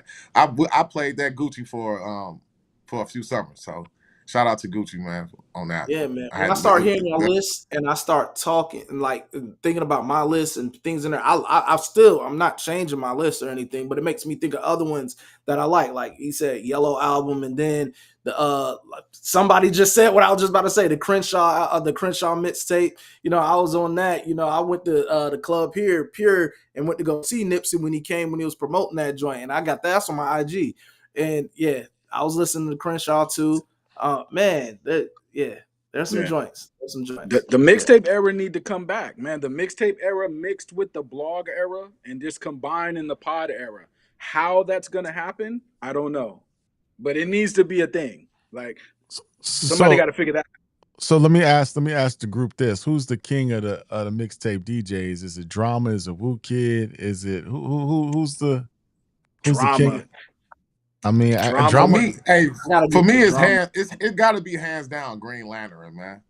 Green Lantern mixtapes are slept on too. Yeah, he got fire mixtapes. I know he did a lot of shady, like shady stuff, like Eminem and all them. They got Green Lantern stuff, like Fort Minor, Green Lantern, and Fort Minor. He wasn't as annoying as DJ Drama. You know, DJ Drama would be annoying and be hollering too loud, and you know. You got the Drama King. You got the Drama King, K Slay. You know what I mean? K Slay's up there. Yeah, but for me, I gotta say DJ Drama, man. I gotta say DJ Drama turned up the game, and he paid the price for it too. But he turned everything up to 100. It gotta be. I gotta say, and he has like some of the most diverse mixtapes. When you think about the artists he worked with the Gangsta Grills, like you could, from all those artists you name, he has done the Gangsta Grills with. Even Fab, you got Gucci, you got Jeezy, you got all these people that have been Gangsta Grills mixtapes. Wayne, his diversity, who he did those mixtapes with, is why he's goated to me and why I would say him. Yeah. There's two guys that never get spoke about, but it's Mick Boogie and Terry Urban. If you get your hands on those mixtapes, you're going to love them. You will love them. They're like mashup mixtapes. But Mick Boogie and Terry Urban make classics. You know what I mean, are we gonna put Alchemist in this mix right here? Because if not, Alchemist got to be the greatest. If we gonna say that. Of what? Mixtapes? He's got to be the. Yeah, Alchemist got a great. Well, those are more like production. They more like albums. They are more albums. Some are still considered and classified as mixtapes. I mean, was he just producing, or was he actually hosting a mixtape? He really wasn't hosting. That's really what I'm saying. That's why I was asking. Being a producer. But I feel you though. We can't forget about Tony Touch. We can't forget about Clue. You know what I'm saying? We can't forget about Funkmaster Flex, but Clue for cert. You know what I'm saying? Clue. You got Tony Touch. You had we already said K Slay. He did the backstage mixtape. I mean, that's the first time I heard Fabulous. He had the joint. People might be mad. People might be mad, but DJ Vlad had mixtapes. I got Green Lantern as my number one just because he knew how to make the mixtape and get out the way. You know what I mean? Like he'll send his little signal out, the little Green Lantern noise, or he might say Green Lantern, but he keep it moving. He ain't really like jumping on the track hollering and doing a lot of self-promotion. He let his little signal out there, let it be known that he did the tape, let it be known that that it's the Green Lantern tape, but he got out the way of the music, and it was just more enjoyable to to listen to him for me. I like Green Lantern, but I have to go with Drama. What he evolutionized the game, and then the diverse amount of artists he worked with, from New York down south to Drama has so much diversity as a mixtape host, and he just took it to another level with the Gangsta Grills mixtape. Another one I want to say is I know like a lot of people may not consider it in this because he did more so like those compilations of new music for the streets, but you in Atlanta, Ron, and whatever you guys, DJ Smalls. I think those DJ Smalls. Oh yeah. He dope. Definitely rock with DJ Smalls. Like I said, Clue, Who Kid. But only reason why I didn't. Not to cut you off. Go ahead. I was about to say from my city, I gotta give it to oh my God, you threw me off real quick. You shoot Super, I'll have it in my mind. I don't want to hold you up. DJ Khaled. The only reason why Clue didn't make my list because Clue didn't really make like mixtapes with one specific artist or anything like that. And usually a DJ Clue tape was like a collection of songs. And then most of his stuff, when you look at it, they are actual studio albums, like they DJ Clue albums. Right. And you know what I mean? So they're not really classified as mixtapes. So that's the only reason why I didn't put DJ Clue. That's a good point. It just came to my mind who it was. It was Bigger Rankin from Jacksonville. You know, he kind of like propped up Plies and Bootsy and Jeezy and all them. So yeah, Bigger Rankin, man. Like I gotta shout him out too. Those Real Nigga Radio mixtapes. Yeah. See, Yeah, Drama could make an artist though. If you do a tape with Drama, he could make you like pop. That's a lot of power. Back then, at least, not now, but right. You got DJ New York, DJ Sus One. You know what I'm saying? So you got a lot of DJs, man, that was holding it down. But Super, you made a good point. There where was a the point. DJ? There was a point where the mixtapes were just like a compilation. Because I remember back in Atlanta, there used to be like there's a place called Earwax. You know what I'm saying? And that's what a lot of the New York cats would send their stuff down here, like Tony Touch. That's the first time I heard Brooklyn's Finest with Biggie and Jay on it. You know what I'm saying? It's a compilation of different songs. And Funkmaster Flex had his series, but he was one of the first people I seen that actually had a deal with Loud. You know what I'm saying? And then you had that the Puffy and Mace joint. You know what I'm saying? Where they rapped over Wu-Tang Clan ain't nothing to fuck with. And I think he said, Mace was like, I can't see less than the GSES and I rest and I won't stop till we rest in Key West. This is gonna be the Mace Bad Boy debut. You know what I'm saying? He was sliding on that joint. So yeah, Funk Flex did DJ that. Ski. You had Big Cap, DJ Cap. That's what Ill Bomb. You know what I'm saying? The LL joint was on that joint. You know what I mean? So you had K Slay. So yeah, but it was a point where the mixtape artists did K Slay start doing that with Papoose? Like who was the first to kind of start working with? He pushed Pap. You know, that's a good question though. That is a real good question because I was thinking about that. Yeah. Well, Nakarima like Dream. Who's the first one to do an official mixtape with the DJ? Like where it was, you know, the first I can think of was because this is back in 2000, back in the like late. I'm thinking Funk Flex though. I can remember like Papoose and K Slay is the first that come to my mind, and it was Tip and Drama. You know what I'm saying? But 60 Minutes of Funk came out in the 90s though. That's but who was he doing it with? He had like the whole game on there. He had like everybody. Yeah, we ain't talking about them. We talking about like the first artist to do like a you know like a solo. Yeah, one guy do something with a DJ or you know to be hosted by a DJ. That might you know, I think that you know the fans themselves just made a whole nother genre with the mixtape game because you know like those tapes, like you said, the Clue tapes and you know people been doing that. You'll make a tape yourself of your favorite songs and that's kind of how like those type of things started. You know what I mean? Where people started, you might put nothing but Death Row songs on there, or all your favorite Tupac songs on one tape. And then ride out, and people started really selling tapes like that. I know I bought a tape up here that back in the day that had like every Machiavelli Tupac, you know what I'm saying, like on like 2 tapes, you know what I'm saying. So that's really what sparked it because people was like, shit, they bootlegging our shit and selling it on the side of the corner with a bunch of various artists on here, and they making money. So we might as well start getting in the booth with somebody and just dropping out mixtapes. I really think that that's really where they got the idea from mixtapes was from those compilation albums for sure. But that's why I gotta give Drama credit though, because I may not be right in saying this, but I really think DJ Drama was probably the first one to say, let me lock in with an artist and just do a mixtape with just them, as opposed to it being a compilation of unreleased music and other artists and other stuff thrown into one. I really think Drama was like one of those first ones that like kind of reintroduced the game to I'm pairing with this artist and we're going to do this and there's going to be a series to this. I really think Drama was the one to put a stamp on it like that. I mean, Clue had Clue tapes, but it was like compilations. Like a lot of these DJs, like you guys name, were like a lot of compilation ones. Like, because I named like DJ Smalls, we named like Clue, we named like I forgot what's the other one you just threw out there, but like yeah, some of these artists like that were. I mean, some of those DJs weren't really. Wasn't DJ Screw? I mean, from Suave House, wasn't somebody from Suave House already on this type of thing? I know, like DJ Screw and Michael Watts. You know, they had stuff. I know they had one. Young Slim Thug had one. I know Mike Jones had one precursor to the album. Like yeah, so they definitely was doing their thing down there in Texas. I actually have some of those mixtapes in my room on disc. One of the first like mixtape, I would say mixtape compilation type albums that I can remember is Southwest Hustlers. that Master P put out, and it had like everybody on it, like that was from down there, like, and it had people from Memphis, 8 Ball, MJG, Scarface, or Ghetto Boys, or what I mean, like it had everybody on it. Sibo, it had everybody from that Southwest region on one album, and it was a compilation album, and it had a couple volumes. But another one that I would say I would say that could possibly be one of the first ones that I could say that did it by itself is Mean Green. If y'all remember Mean Green?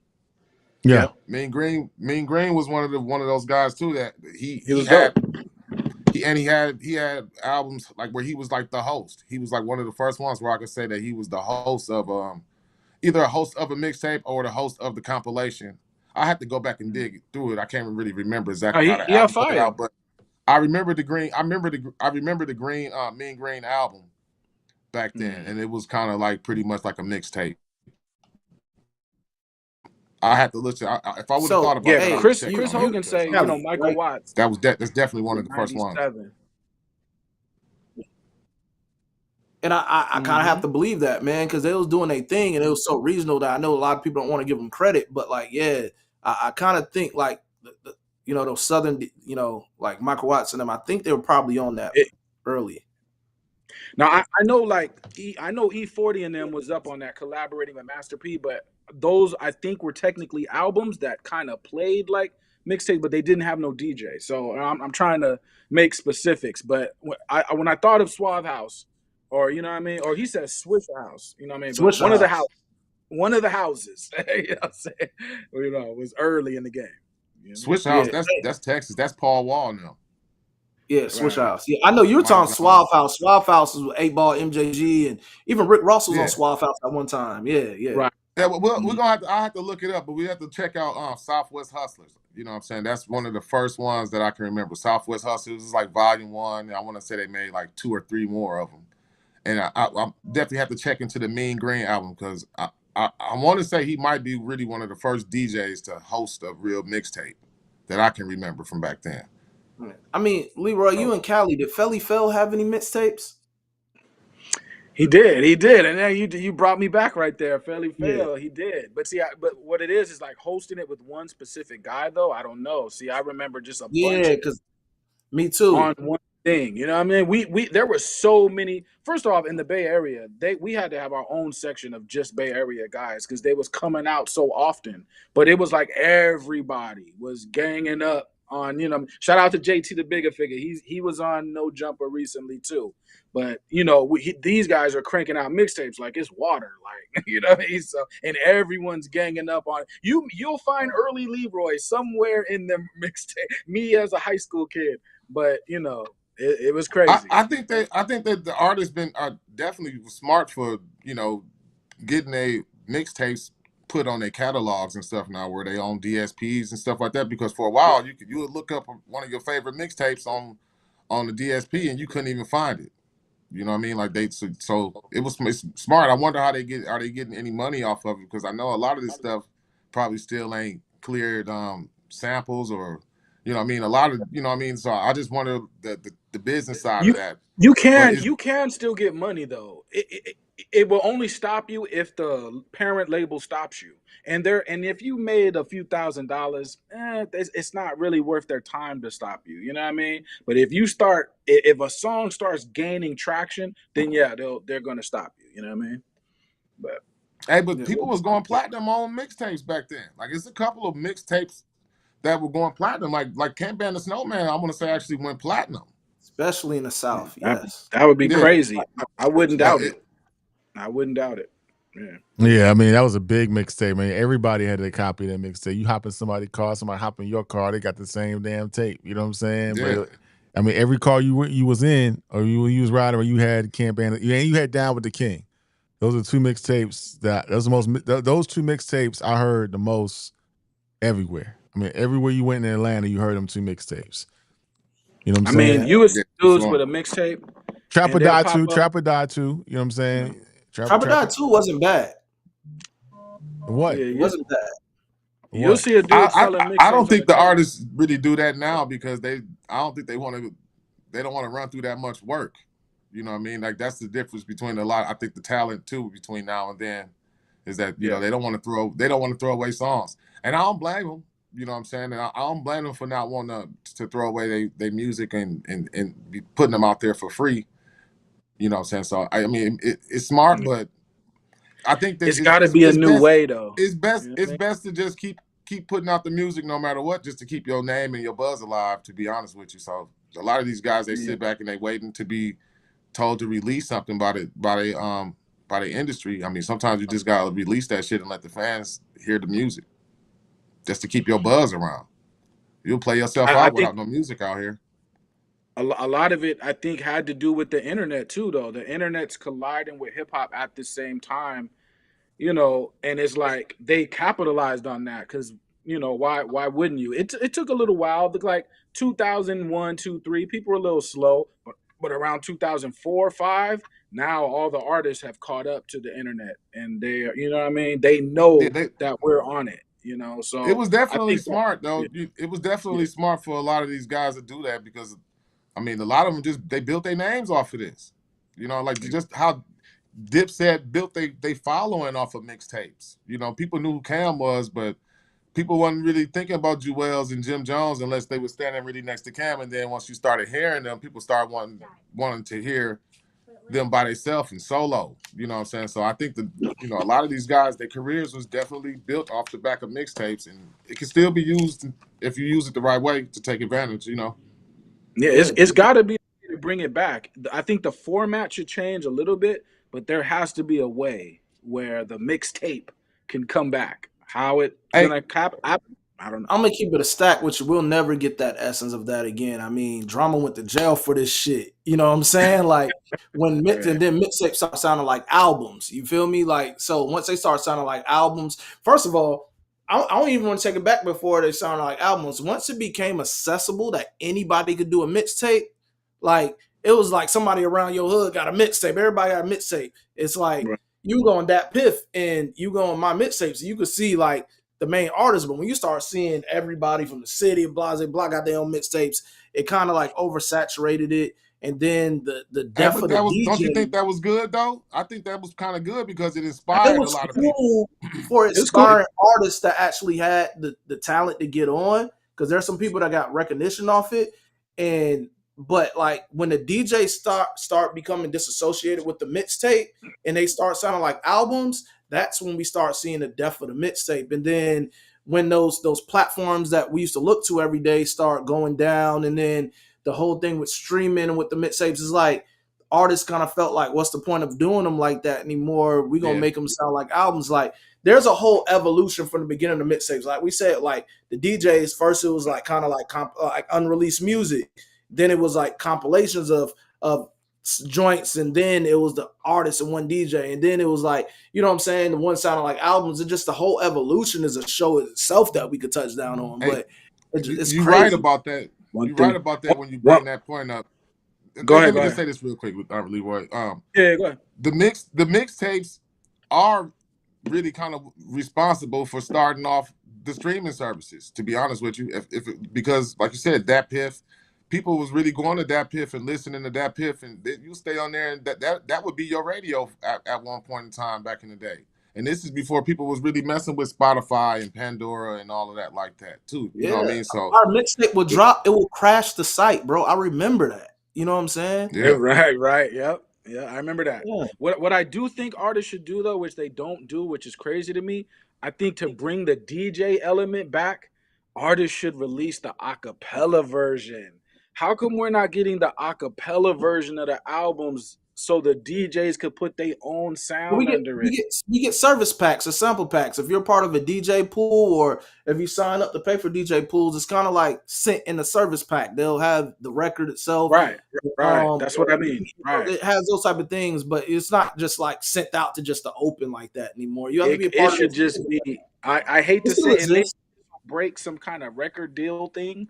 But I think they should just drop the acapellas, man, because you never know what somebody could do with your acapellas. They could mess around and make you something crazy. Might make you a hit record. You never know. These days we have Serato, and now has a stems pack. So now you kind of like drop out instrumental and kind of make your own acapellas and stuff. Like the You game could. done changed, man. Technology done caught up.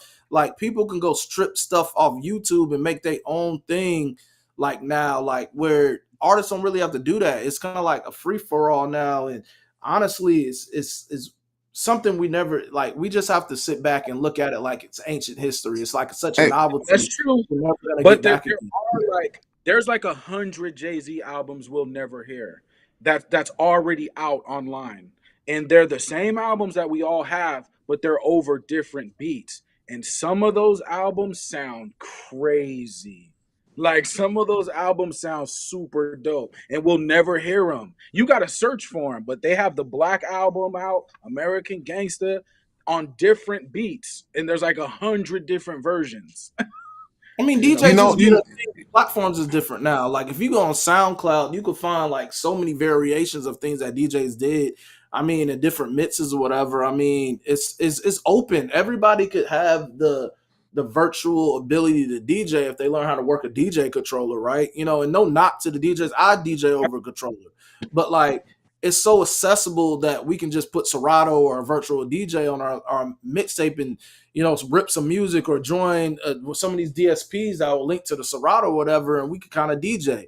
Like I feel but like it's the something about a skilled DJ though. If you a DJ with skills, you have yeah, something that you have I something that agree. I don't have that. If I can't, I'm not a DJ. So you put me on there, it's gonna sound like trash. Get somebody with real skill, it's gonna sound crazy. So I I think agree. that element it has to be here because some of these DJs out here got skills for real, for real. you know, another thing that was good about mixtapes too. You can look at it as like artist development because back then it was more artists that was trying to launch crews and launch and have record labels and shit like that. So you can get some of your lesser known artists heard, and you can test the crowd reaction to them. So 50 For launched G sure. Unit through mixtapes. Ti he attempted to launch on what the PSC click, and I want to say that he had another click too. Jeezy tried to launch USDA.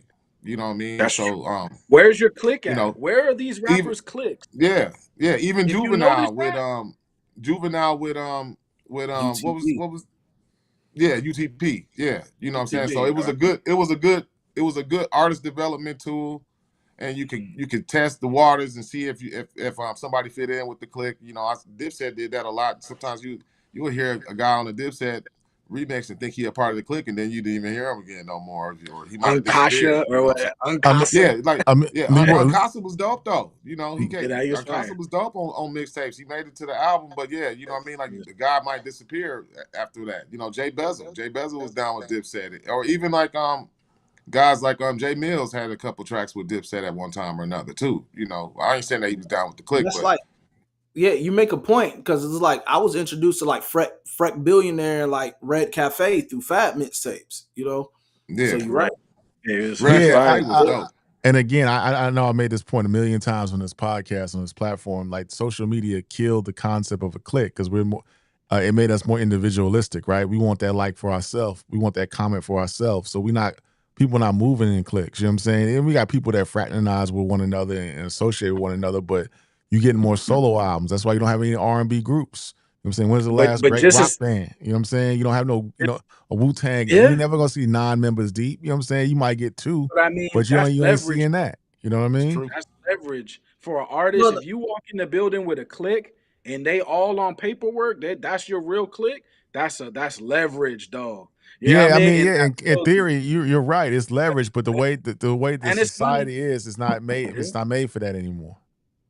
I mean, yeah, hey, if they don't want to do that, I'm just saying it's weird. Like we come from an era where everybody had a crew. Like, oh, meet the crew.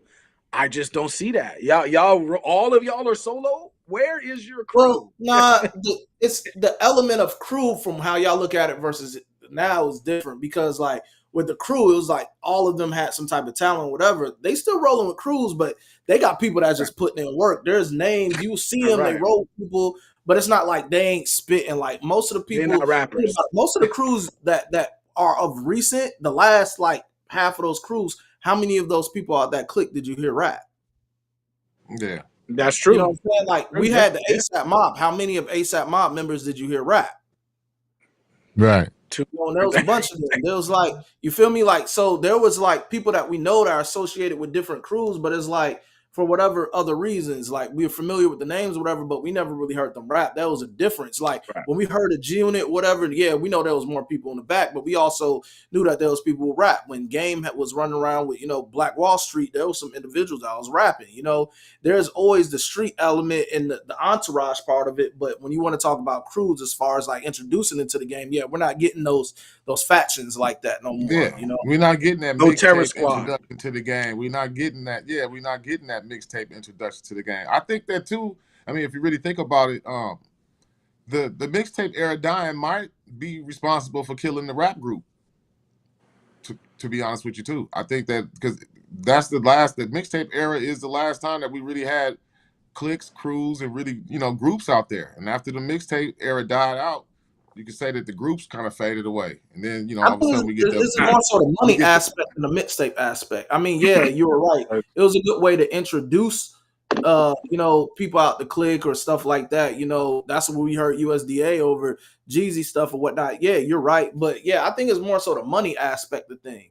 How it's divvied up, how it's dispersed. The business aspect exactly. is why we don't get But those I groups think like now, that anymore, you know? I think now dudes is like, I'm not rapping unless you give me some money. Like that's their attitude. Like the money's first. But back then it was the rap first. They would rap. They don't care if they got paid or not. Because they knew that the money would start to accumulate on anyway off the rap. But they're willing to rap first for nothing. And I think now they're like, no, I need the money first. I think we need to just move that out the way. I mean, I'm not gonna stop nobody from getting their bread. Get your bread. But if push comes to shove, just rap. The money's gonna come. If you nice, the money's gonna come anyway because you nice. You know what I'm saying? Most groups split somehow. It's either something with the money or some disagreement. Like the groups are not staying. You know, like I thought I'll never see a day where the Migos split apart. You know what I'm saying? Like that kind of killed it for my outlook on groups. Then it was the last big group for real. When you guys really think about it, the Migos was the last real. Yeah, but they came out. It kind of came out of nowhere though too, because the group was dead before they came out. You know, like it wasn't even really no groups for a while. You know, Yeah, even they before were the the last Migos came. superstar group. Yeah, they are the last group. Period. Damn there, you could say. Not a collective. They were actually a group. You know what I'm saying? Yeah, A lot I of think it's. people are I know collective. we had this conversation before, but I think Mhm. it would be pretty dope if we got a female group, like a great female group. Females is they're taking over rap a little bit right now. It's more and more female artists. I think it would be dope to see a nice, real good I female agree. group other than you know, Salt and Pepper and maybe the City Girls or whatever. You know what I'm saying? You got to count them. So, but I I mean think the it's city still girls. still room. It's still room for a dope female group in hip hop. I I don't mean, even think a we'll ever joint see a album, male one. a joint album. I think I will. I want. I mean, this may sound crazy, and it's going to sound crazy. I really don't give a damn, but I think it'll be a good mix. You know what I'm saying? I want to see a What? Rhapsody and Lotto make a joint album. I mean, it's two different sounds, but I think I think Lotto's got enough talent to mix it with Rhapsody is doing, and Lotto can take Rhapsody and make her a little bit more mainstream. You know what I'm saying? They can mix. They both can I rap. rather You know what I'm I saying? mean, I rather hear Megan and Glow. Glorilla. I mean, they featured on the records together. I think a Megan Glorilla joint will collab will be right up the alley for them. You know, they toured together. They did that. I think that's the right. closest. You know, as far as their celebrity, I think that would be spot on. But yeah, I would love to see like those female led groups that you know, like what Soup's talking about. Because, you know, another group that you didn't name, I know you said Salt and Pepper, you named City Girls, but one shout out to JJ Fat because they were like Yeah, that female group. You know, we didn't get a lot of female groups, but JJ Fat, man, shout out to them. That's Ruthless yeah, Records, Supersonic, yeah. you know what I'm saying, stuff like that. So yeah, There Mm-hmm. was a group that was gonna come out in the they did one song and Biggie was on the hook. It was on Charlie Baltimore's CD. It was called Thorough Bees. what It the was mommies? that was it Murder Minds, but it was Charlie Baltimore, Queen Pen. They was gonna come out with an Hey, album they never did. That was Charlie No, it Baltimore, was Queen Murder Pen, Mommies. and somebody else. I can't shout out to BWP. Y'all remember BWP? Who's that? Ring a bell. Y'all They don't was on the remember West Coast. They was on the I West BWP? was thinking Coast. Conscious Yeah, Daughters they for was a West Nah. second. Coast. That was West Yeah, Coast. yeah, they was like bitches with problems. Y'all remember Yeah, them? they was I from want to. Houston. Were they from Houston? Yeah, I want to say Nah, it was like Willie D, or they was like something. They had some connection with Ghetto Boys. I want to say back then. You said I Willie. think You thought Willie D was writing for yeah, him, right? I think Willie D. I think Willie D was putting them out. Mm. Yeah, Yeah, I but mean, yeah, just a group is great, but the dynamics got to be fire. You know, what I mean, that's the only thing. Like, don't just be a group just to be one. Have a dope something got to be going on. You know, the Terror Squad, they all had certain syllable rhymes. The Lunatics, they all had a kind of synergy. Pick a synergy. You know what I mean? You know, but hey, you know, it I would be mean, dope. there's a lot of collectives. Hip hop, we have got more collectives than cohesive groups that lasted the test of time. You know what I'm saying? Like even Wu-Tang was a collective when you really think about it. You know, the Mhm. Lots, they had group albums, but the Lots the Lots was actually a group more so than a collective. Like they be I like think the later in Wu their was really. You careers, they got to kind of consider Wu a real group though too. I think just because of Yeah, how they came out, you know, how they came out the door. I think you got to really still consider them a group. but They they you they see they that they was dynamic they was. though. Yeah, Nine I guys. I get what Siobhan's saying though. I get what you're saying because that you know I get what you mean, but I still they was still Wu Tang first before they was solo artists separate. So Yeah, I think that you know I mean like even though they did have some guys with some experience like Jizza and RZA had record deals and stuff like that, but just that whole main idea and core, it still was a group effort that really launched them to what they are today. So I get it I though. I get mean, what you're saying if you want to say it like that. nine different rappers, and they all went to each separate different labels and kind of made an invasion. I need everybody to think about the blueprint. That is doable today. You know what I mean? Like you don't have to grow up with the guys that you're in a group with though. You can just collectively form like Voltron, make a group, and now each one try to get a situation on all the different I mean, that's institutes. kind of like how Tyler the Creator and like all of them were. Ooh, You know what I'm saying? The Odd that's Future. That's great. what came with that. You know. I don't think we should allow the music industry to just dictate everything we do as the artist. I think we should force an agenda of our own that comes straight off the street because all it is a meeting. No, you know what I mean? It's just a meeting, and today's no could be tomorrow's yes. You know what I'm saying? So if that's the case, I think as artists we should force our own agenda. Not I'm not talking about Hey, me personally, but I think the popping artist, if you're a popping out there right now, form with other artists and you might be able to force your own agenda. Now that's I'm just crazy. opposed to hey, that idea. shout out to Chris Hogan for bringing up Kamaya in the chat too. She is Yeah, dope, and I don't understand what's going on with her and why it's not more females collabing with her or whatever. Because it seems like she can do everything. She can sing a little. She can rap her ass off. I mean, she dope She's as dope. hell. Like for real, she really is She's dope. dope. I remember her. Armani Caesar was dope. Chris Hogan already said her. She was running around with Griselda and stuff. Wasn't Armani Caesar Griselda? Yep. She seems like she She's just fine. disappeared. I haven't heard from her in a while. Yeah, we need Yeah, to reach out. We need to reach out to some of these females to get them on the platform, man. Give them a platform to speak. You know what I mean? Give them to share their music, share their history, share their their perspective of the game. You know what I'm saying? So we might start doing that. You know, have like a meet up with these ladies, and so they can kind of speak their truth and share their stories with the audience. I think that'll be dope. I mean, I think Yeah. they're suffering from the same thing that the guys are suffering for. Just from a business standpoint, what you have is the labels retracting from the industry. They're moving on, and now you have less and less of big budgets, et cetera, et cetera. So now the artist is having to step up and do more, which is fine. You know what I mean? It takes a little bit more work, but that's what I'm saying. A group of artists that all are popping, and then you all approach the industry a certain way that could turn things around because the labels are in a position to where what they're gonna say no, they're gonna I give you just what you want. I think that they just know their fan base. And so, like, Yeah. they just giving the females what they want. You know what I'm saying? I just think that's really what it is. I mean, they got rappers out here and female rappers that rap about all type of things, but you know, the shit don't sell, or you know what I mean. So it is what it is as far as like what the albums that sell for females. I mean, female, Yeah, that's true. the female fan base, they like Megan Thee Stallion. They like that style of shit. They like Glorilla. They like that. So that's what they feed them, and so they getting Yeah, what they well, want. You know. the larger you want to be, the more kind of I don't want to say dumbed down, but a more universal theme of just dancing is going to be a thing. Now, if you want to be Shay Noir, there's nothing wrong with Shay Noir Rhapsody. They're doing I mean, quite I think well with selling the females, you know what I with the mean? female audience, right? And I think like I said, the record executives know this. If you're not giving them what they want, they have no problem with just going to listen to some R&B.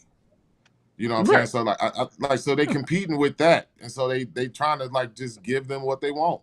You know what I'm It's saying? more Because dangerous for a female. It's more dangerous for a female in the sense of you're walking around, you're going from city to city as a female, and it is there's things that come with that, right? We're putting her in different studios with different male producers around a bunch of guys. There are things that come with that. So it's like the road, is a little more dynamic. That's all. You know what I mean? And I'm not blaming nothing on nobody. I'm just saying their path, especially you put a super attractive female in the pot in the rap game, she has her own things to deal with. You know what I mean? So Yeah, it I just is mean, what it is. it's definitely causing for a catalyst of change of how the female MC is viewed because they associate the female rapper with just the general content that's out right now. If you're rapping about the obvious, so it's like the idea of the female MC needs to be like kind of like Change it up. rejuvenated a little bit because it's been caught to just that content base that's now unfortunately what people are looking for when you name a female artist. That's what people are going to put them in a box of. And there's some female artists out here that may not have like big names and push to the forefront like a Meg or and stuff like that, but there's ones that have like these cult followings. Like I see Cash Doll, she's never been on the level of like Meg and stuff like that, but Cash Doll has a following. I see a lot of other female artists that just kind of have London like is fire. followings. Like it's kind of weird, you know what I'm saying? Like how Hey, it Lady goes and who London they're is going to push fire. to the She got her forefront and own who they thing. don't. But like I said in the previous episode, it's like when you're a female artist, you have to have the look. You have to be able to like be the one that men want to sleep with and who women want to be with. And if you don't fit that, it's kind of like if you don't fit that mold, it's kind of like they're not really checking for you. No doubt. I No. mean, I mean, we I had think this that's okay conversation though. in the chat, and I don't know if we're trying to get out of here because I don't want to start a long ass debate. Well, let But me read the super chat real quick before you go. We got a super chat I didn't read. My bad. He sent this a while ago. Lord of a Child with the super chat says Malachi 5 Detox. Welcome to the Church Volume 1. Taylor Alderdice. Okay, we'll check that out. Appreciate the show. That's Wiz Khalifa, the last one, Volume 1. That's Wiz Khalifa. No doubt. So super. I'm sorry to cut you off, brother. What were you saying? I mean, we could probably make this a show topic, but I really think that this has nothing to really do with female rappers. But what's wrong with really what happened and what's wrong with hip hop is that hip hop started catering to females too much, and it watered down our lyrical ability, and it watered down like subject matter and songs and things like that. You know what I'm saying? So like when the reason why hip hop is in this condition that it's in is because of the fan base. I mean, they trying to sell records to white people and women, and that's why hip hop has changed. It's not as lyrical as it once was. The songs are not as deep. There's no real messaging in there. There's no revolutionary spirit in hip hop, and it's because Right. the fan base has changed. So back when the fan base was more male orientated in like the 90s, early 90s, 96 through, I would say 96 through, or from I would say from the beginning of hip hop till about 96, 97, 98, where the mainstream fan base of hip hop shifted to white people and females. And so that shifted hip hop into a different direction. So when we looking at hip hop and we like, well, the old days, we looking for lyricism, we looking for that type of music and that type of revolutionary spirit in hip hop and music with messaging. That's not the fan base that they catering to anymore. The fan base has shifted. And so So two things though, real quick. Just one last thing on how we look at the females. I think that we could change the way we look at the dudes too. Because if I go outside and I see 20 different versions of NBA YoungBoy, I'm not mad, but it looks like you're copying. And or if I see 20 versions of Future, you're copying, and that you be original.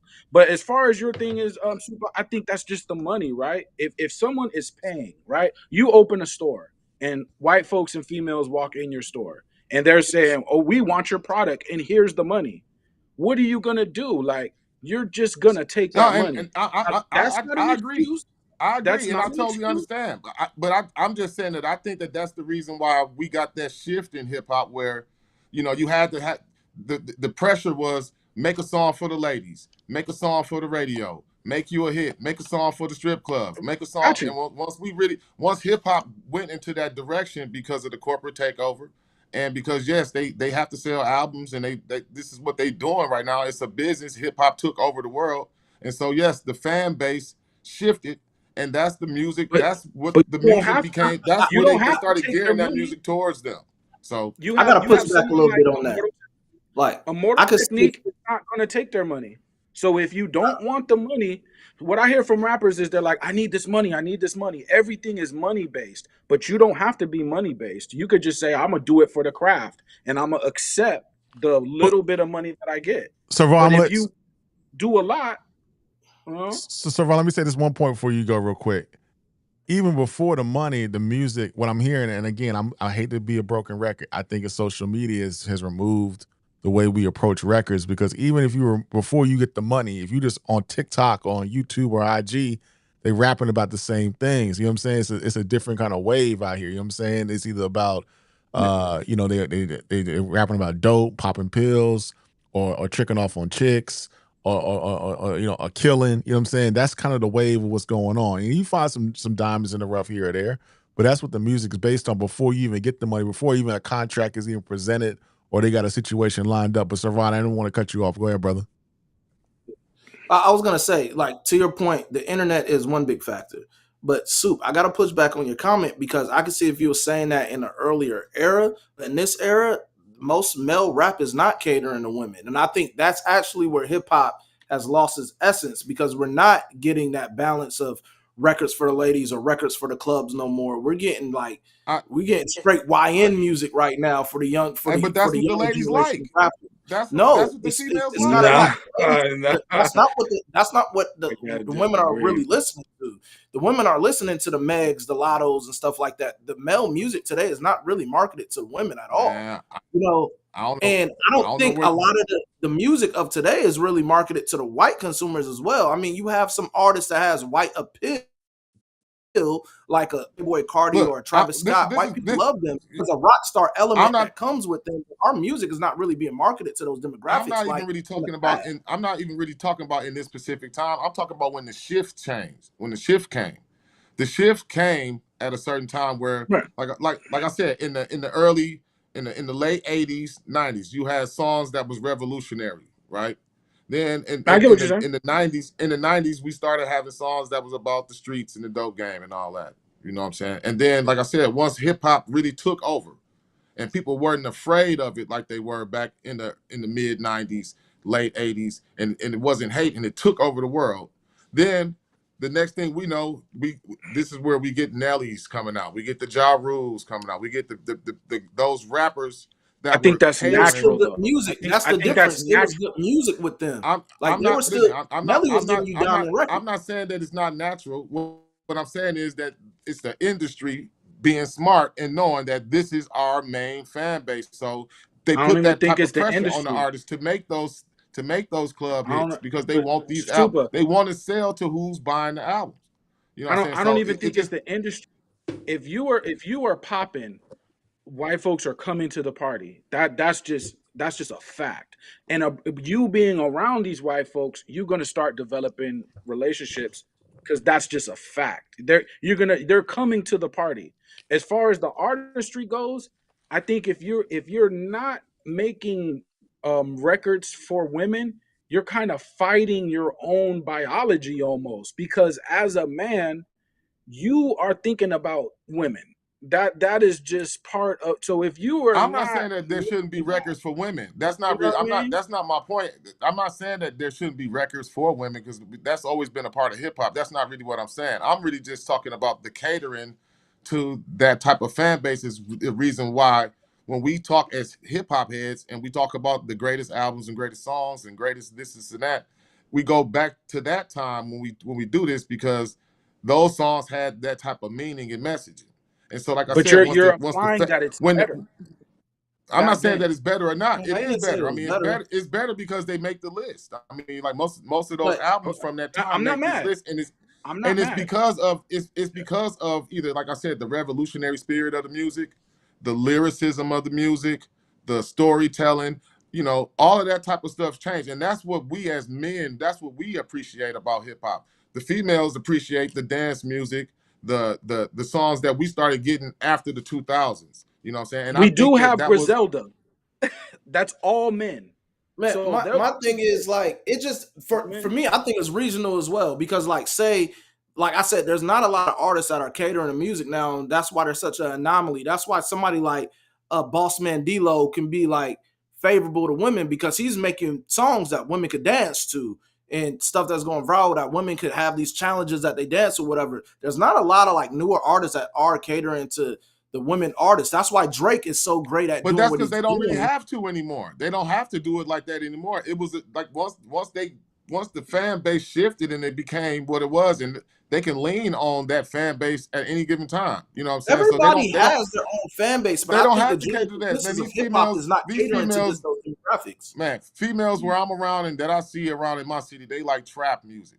So they I mean, listening to we Future, That's a know problem. women love they trap music. They listening to do. Like it's here they too. listening to all the same shit that the young But niggas that's is not. Super, listening to. But super, just because they listen super. to it, don't mean that's the demographic that music was intended to be catered to.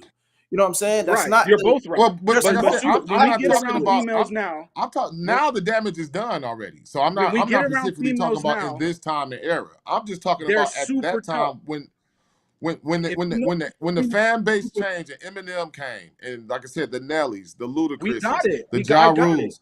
We When got once it. that happened, it was We over for got it. hip But and super, if you notice, the females now are super tough. When you go around them, they got blickies.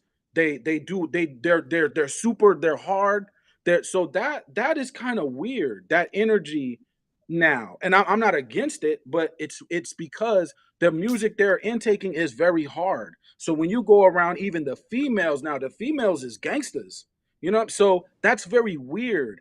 I think No, that I era think right on the tail end of Boys to Men and LL Cool J, that mix, I do think that needs to come back, and it has to not be just, I don't want to say a simp, but it has to be some kind of care in the music for a female. Because I think us fighting that, well, and I'm and not I arguing that at all. and I'm not we all arguing fight about that, right? I'm If I not go in the arguing about that. studio and I make a lyrical record, I'm fighting the temptation to make a love song by using a lyrical record.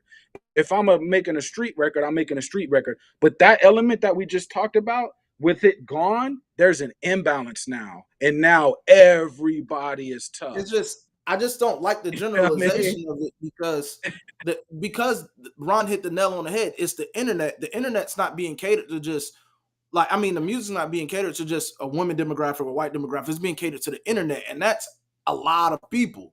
You know what I'm saying? The internet, the music is damn near being made for an algorithm now. The talent is low, and then the type of songs are poor. It's just a multitude of things. It's not just to chalk it up to just only it went down the road because it was the women or if it was the white folks it was appealing to. It was just like when the internet got a hold of things and stuff started going viral and certain things became popular, it became like a Mr. Me Too society in music. And it's just like there's so many other bigger factors than just putting it on two demographics that don't even make up the majority of what I'm not today's hip like I hop said, is I'm not appealing to. it's not about really putting it on anybody. It's really on the industry for making a business decision to have the music geared towards the people that's buying it. And so like I said, I'm just pointing out to where when we always have these conversations on why the lyrical side of hip hop changed and why there's such a shift in hip hop, that is the reason why, because the fan base changed. The main Right. hardcore fan base of hip hop changed from being black men to women and white men, white But I people, don't think it was black that's men though. and they, huh? I don't think it was black. I think we were creating the art. It wasn't us being the fan of the art. So, We was busy creating it. To so my opinion, the shift you in when know. music hit. Let's talk about 2003. The biggest album 2023 was Get Rich or Die Trying. Was that catered to only women and white folks? When they was catering to us, this is what I'm just gonna say. When they was catering to us, they were like I said, it was rapping abilities that mattered. The concept of the song. If it was dropping knowledge, if it was dropping the gem. To be honest with you, and y'all know this is true, back in the day, white people didn't even understand hip hop like that. And so once they became such fans of it, I'm sure that the industry and the record companies was like, dumb it down. You hear this all the time. Dumb it down a little bit. Do some shit for the ladies. Do some shit for the white fans that can get this. Don't make this so difficult that they don't understand. The You know what white I'm youth saying? And has I'm sure, always loved hip I mean, hop, though. The white I'm youth not saying loved hip hop. I'm not saying that they didn't, but it was a time where the mainstream way of it was for them to hate on hip hop, and y'all know it, man. It was whether they they hate it We're or talking like about, it, we're talking they about used an to talk shit about older, hip we're hop, talking and about an older I'm demographic. not trying to say The all of younger it white at kids all. love hip hop. They love the culture. and even if they don't, it's okay. Y'all missing the Even point if that they I'm don't, saying, it's man. Y'all okay. trying to turn this into something You know else. what I Yeah, mean? I think y'all really know what I'm saying. I'm not trying to shit on white people because I do know that it's been white people that's been supporting Yeah, and of buying hip course. hop But what I'm albums for saying, forever. at what I'm time just period are talking you about saying this shift where it happened I'm at? Because talking was about white music on even catered how to they viewed it. He talking about White when people it did went mainstream. Like he's when talking it about went mid mainstream. '90s, the tail end of the early '90s when Snoop Dogg comes outside. Now it's everywhere. Now hip hop is the biggest was that thing. catered to white people and Or women? when NWA comes outside, This now is it's the before that. biggest thing ever. This is before all of that though. That shift, You like know I what I mean? said, that shift didn't really happen to where it started being geared and catering towards the. I don't even want to keep saying it because y'all making this sound like something else. I'm just gonna No, No, I say but just I want to hear know. what you're I just saying. want to know when are you talking about I'm this just shit gonna say happened when it was catered to those two demographics? That's what I'm asking. you, say it again. I think I'm around the asking mid you at '90s. The mid what '90s. point in era did that shift happen when it was catered to those two demographics? I That's what I'm damn near asking. really want to say like, and then after Tupac died. To be honest with you, I mean, after Tupac and So the Biggie mid died, '90s.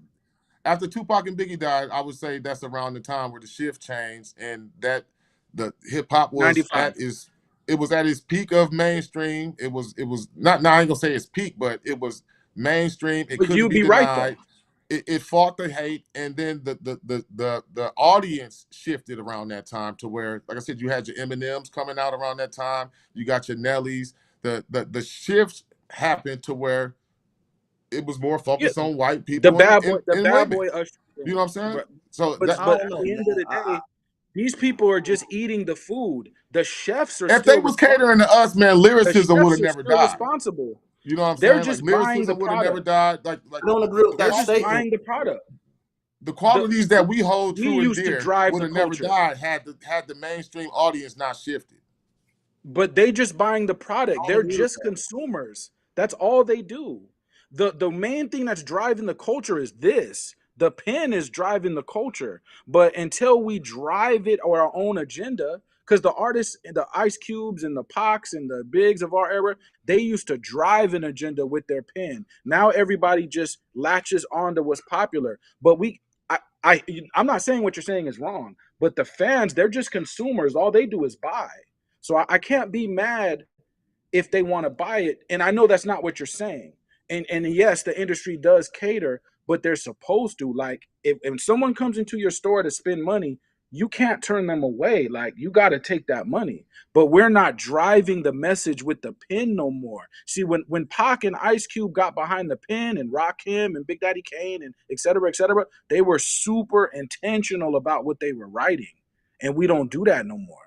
You know what I mean? I can't hear you, Ron. The shift happened also with R&B. If you guys remember, back in the 106 and Park days, there was a group, was it Ideal? There's another group where a dude had like a big fro, he had a fro or a box cut. I don't know.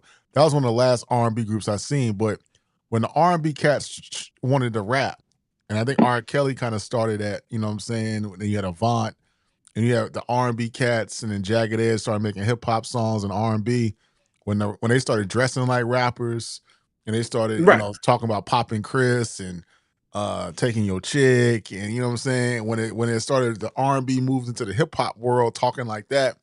That's when kind of the songwriting of R&B eroded, right? And so you didn't have a lot of R&B groups and a lot of because what you think about it, when's the last R&B group that came out? When they started rapping and dressing like the rappers, that's when R&B kind Yeah, of but that always been some type of appeal to that. And I can't even say that because even Jagged Edge came in the 90s and they still had ballads. You know what I'm saying? So they wasn't trying to rap. There's a difference between them as a group than versus like when you're looking at these dudes that's literally like kind of harmonizing and it's not even singing. It's kind of like that sing-songy stuff that a lot of these rappers are doing. I think that's when it stopped. And then I think the biggest thing about R&B is how it started to be marketed. We don't hear R&B on the radio no more. There's only a handful of R&B artists that we hear on radio. We have to go to like a alternative station to hear R&B music or Sirius FM or whatever. So it's not even being marketed anymore. You couldn't even tell me if it's not like SZA, Summer Walker, or Coco Jones or some of these new artists that's kind of bubbling now. You couldn't even really tell people where you can consume R&B anymore. Like a lot of R&B artists are dropping albums and projects every day, and people don't know because it's not being pushed to the forefront. It's not being marketed that way. So that's that. And yes, there is, to your point, there is a part where the R&B artists start to become more like the rapper, but there is a time where the rappers start to become more like an R&B artist because they stop rapping. A lot of this shit that we have going on right now is not rapping. It's really melodic, sing-song. If you don't know how to classify it, and people are calling it R&B. So that's one thing. The ways R&B is being marketed and the way that it's considered these days is bad. You know what I'm saying? And there's a lot of great singing talent out there. I think it's not due to a demographic for hip hop or why it went down the drain. There's a multitude of things, and the biggest thing is the business behind it. The business don't know how to scout talent anymore. They're going basically to whatever is the internet sensation, whatever is getting the people going on the internet, and that's what they're signing.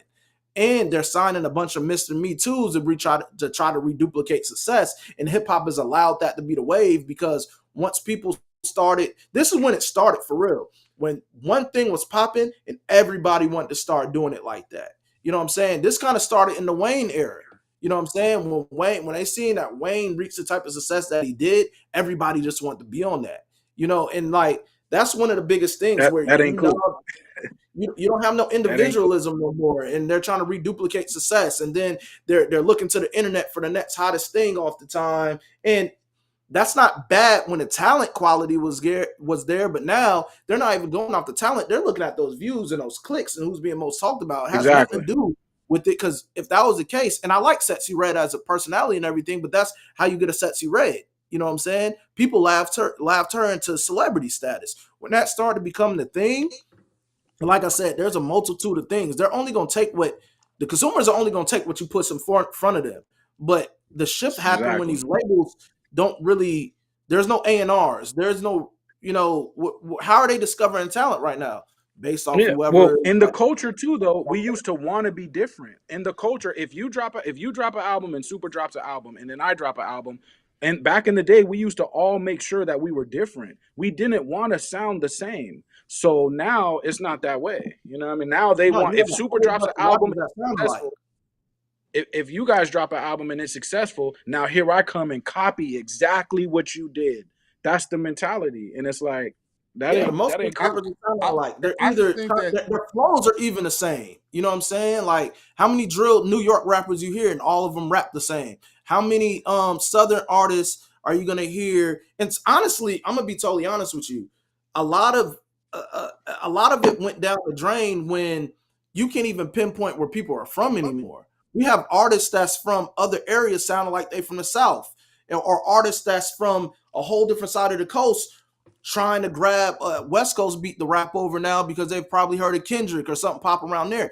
Nobody's representing from their region or where they come from now. It's like everything is being given off the internet and what's popular and trending right now. You can even, like, I remember that was the best thing about hip hop is, oh man, we know what they dressing like in the West Coast. We know what they talking like in the West Coast, whatever. That's what appeal. We know what they're doing in the South. Like you can even tell these people from where they are from, where they're from anymore. You know, that's a big deal.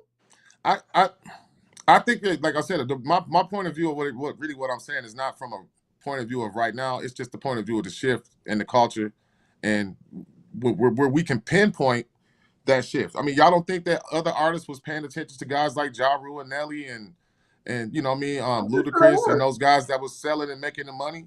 And so, like, But yeah, I mean, I think, But they the yeah, but didn't try quality to of Super, sweep again, it. though, the, both of those things, listen, no, the both of quality those of hip things are hop really changed natural. because the fan base changed. Like those dudes were selling I records to think, females for real. It wasn't really like men. but I don't know no man that was running around bumping Nelly like that. I don't know nobody that was really bumping Ja Rule like that. yeah, And but so the Nelly wasn't for them. once that fan base gave those guys that type of major success, that became a priority for the industry and a priority for artists and a priority for hip hop.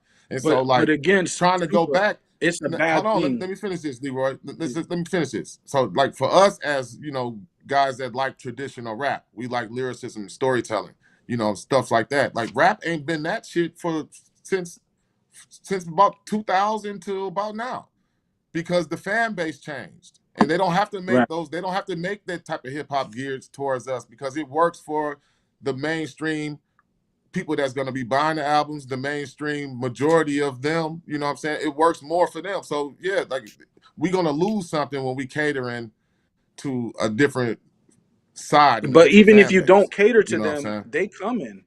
Whenever a talented black person touches a microphone, the world is coming.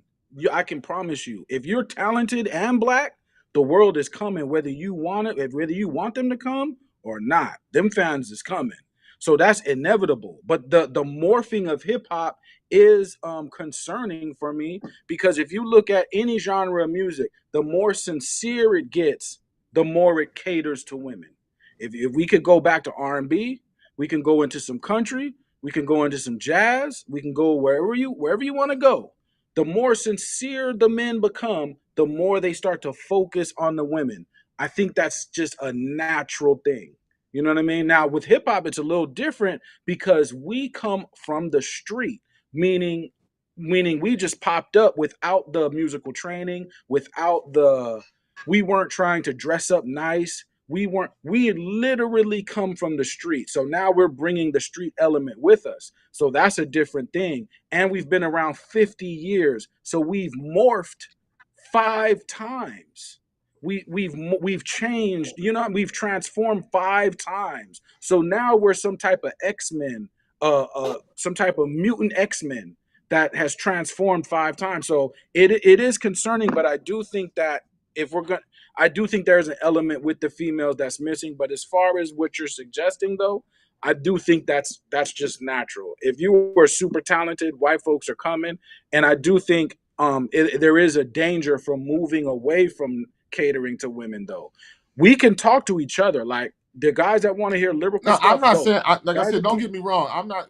We uh, can't never go you know, backwards. We can't move from women. Like you know, what I'm saying. I'm not saying that at all whatsoever. I mean, it is what it is. The damage is done. But I'm just right, saying, like for us to think that there's ever going to be a time in hip hop where we're going back to lyricism and all this meaningful rap and revolutionary rap. That's not the fan base that they catering to right now. That's not the fan base that's really buying the records. The females, they want this party music.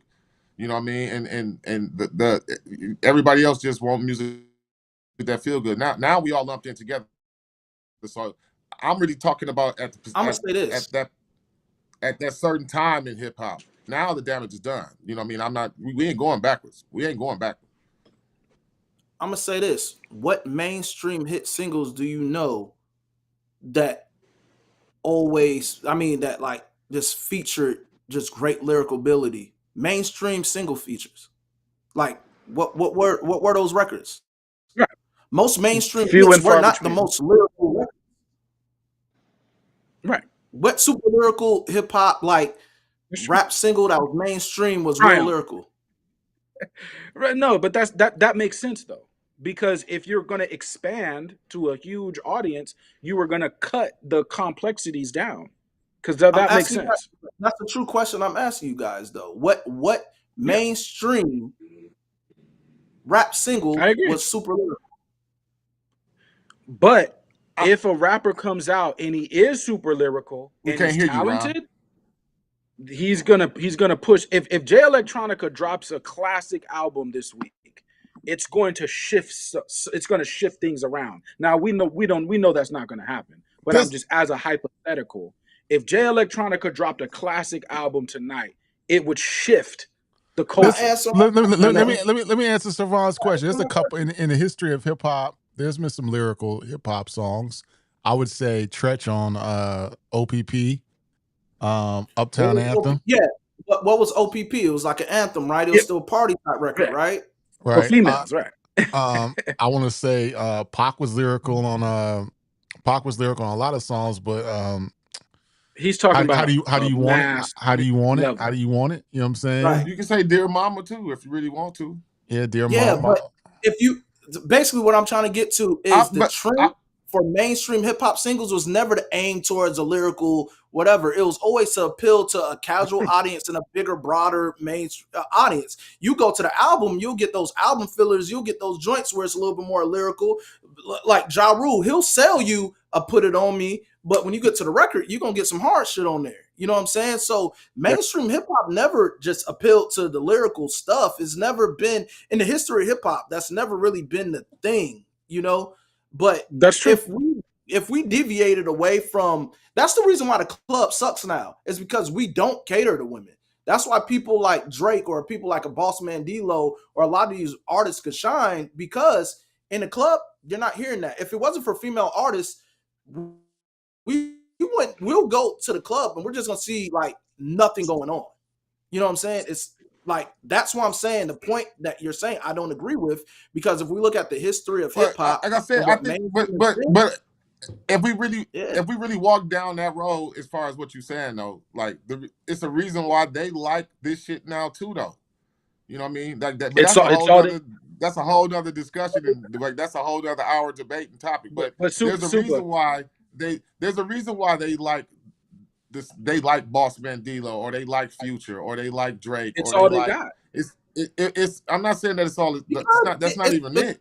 It gets them going. You know what I'm saying? Like, when you hear Boss Man D-Lo, it's been merged together. It's been merged together over time to where you don't have to go to Ja Rule route no more. You don't have to go to Nelly route no more. You don't have to go that route anymore.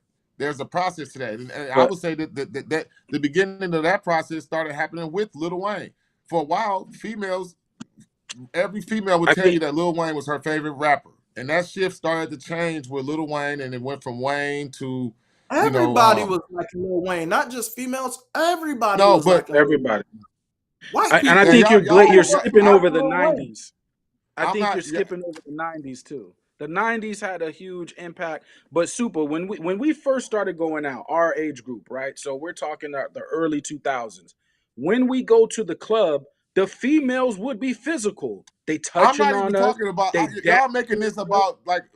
I'm not really saying nothing about female music or female or rap songs for females. I'm not saying you are. I'm not even talking about that. I'm just talking about the audience, bro. The females don't even want you touching them. For these youngsters going to the club now, they don't even want the youngsters touching them because the music is so one-sided. They don't even want that physical interaction. You know what I mean? What I'm saying is there was lyricism that existed in mainstream rap records, but it was always dumbed down for artists because they're appealing to sell records. You know what I'm saying? So you're not getting their best lyrical ability. You're getting stuff that is going to play in the club. You're going to get stuff that appeals to the women. They have to sell records.